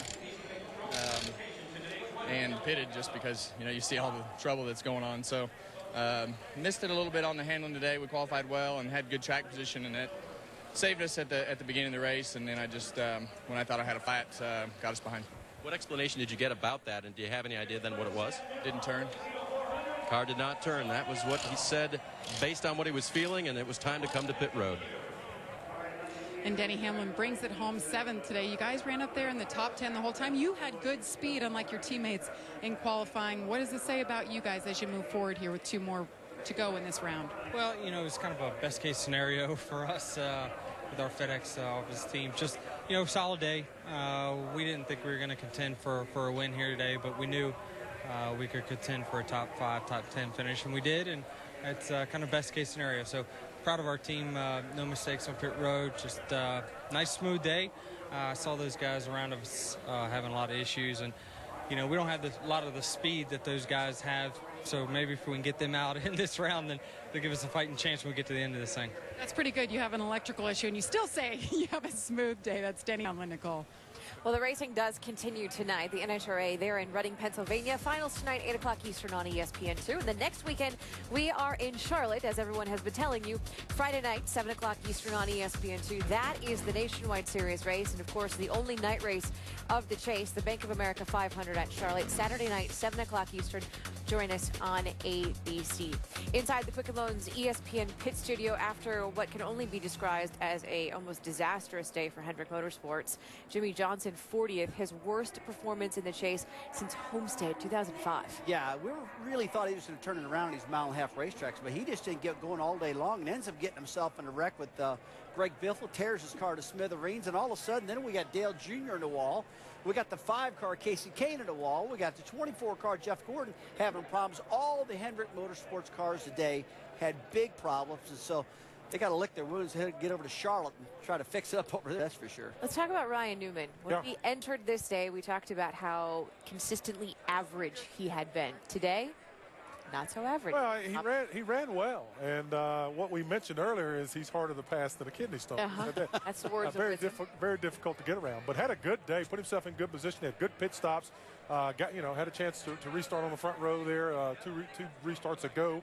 Wasn't able to hold all that track position, but was able to stay up and keep himself in the top 6. Good day for Ryan Newman. Boy, surprising day. Yeah, it was. Cannot wait to see how the rest of this is going to play out, Alan. All right, Nicole, thanks. And the next stage on which this chase will play out will be Charlotte Motor Speedway, with a race next Saturday night under the lights, the only night race in the chase. And then, of course, Talladega. And then the next round, Martinsville, Texas, and Phoenix before the championship deciding race in South Florida. Join us at the track. I highly recommend it. Going to be a lot of fun seeing how these final 6 races play out.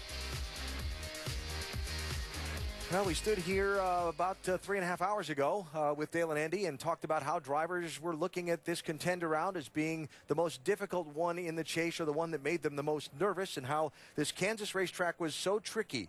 What we saw today was a difficult race, but not for reasons we expected. No, certainly not. You know, we were trying to see who was going to make mistakes, who was going to get themselves involved in crashes, but we ended up with some issues that I don't think the teams expected, and certainly Goodyear didn't either, but it certainly has shaken things up. We don't see a top 8 that we were kind of expecting, and some that we thought were going to be in that still are a ways back. So very interesting race. It's going to make these next 2 even more important to these drivers as they try to catch up. Yeah, one thing we expected was like a narrow groove, fast speeds, and some people getting out of shape and crashing. We saw the opposite of that. We saw a tremendous racetrack. I mean, the thing got really wide all the way through the corner, some good racing.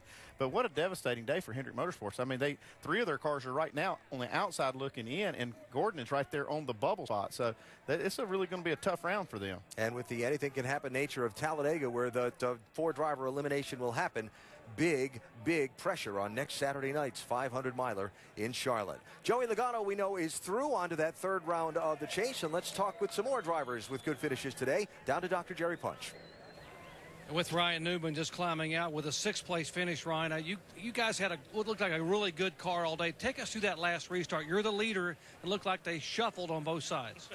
Yeah, I was a leader in a sit and duck, I felt like. The first restart, I got a push. I think it was from the 22, and he shot me out just enough that I could run around the 18. But the next restart, I saw Kyle out there, and he was gaining, and I thought to myself, blocking was probably not the best thing to do in this position. So knew a lot of other guys were having a bad day.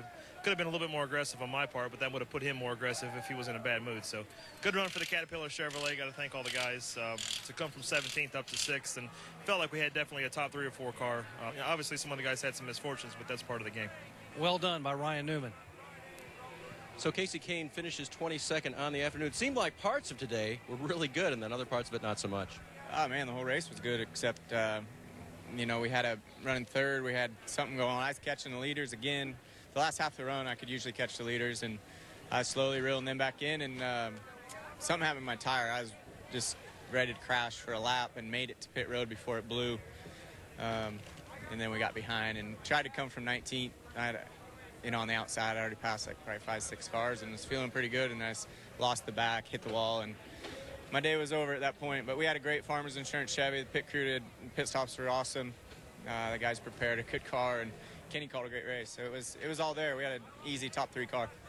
Casey heads to Charlotte, where he's won before. So ground to be made up for Kane, Kozlowski, Earnhardt Jr., and Jimmy Johnson. Right now, the 4 drivers on the outside of the top 8 looking in.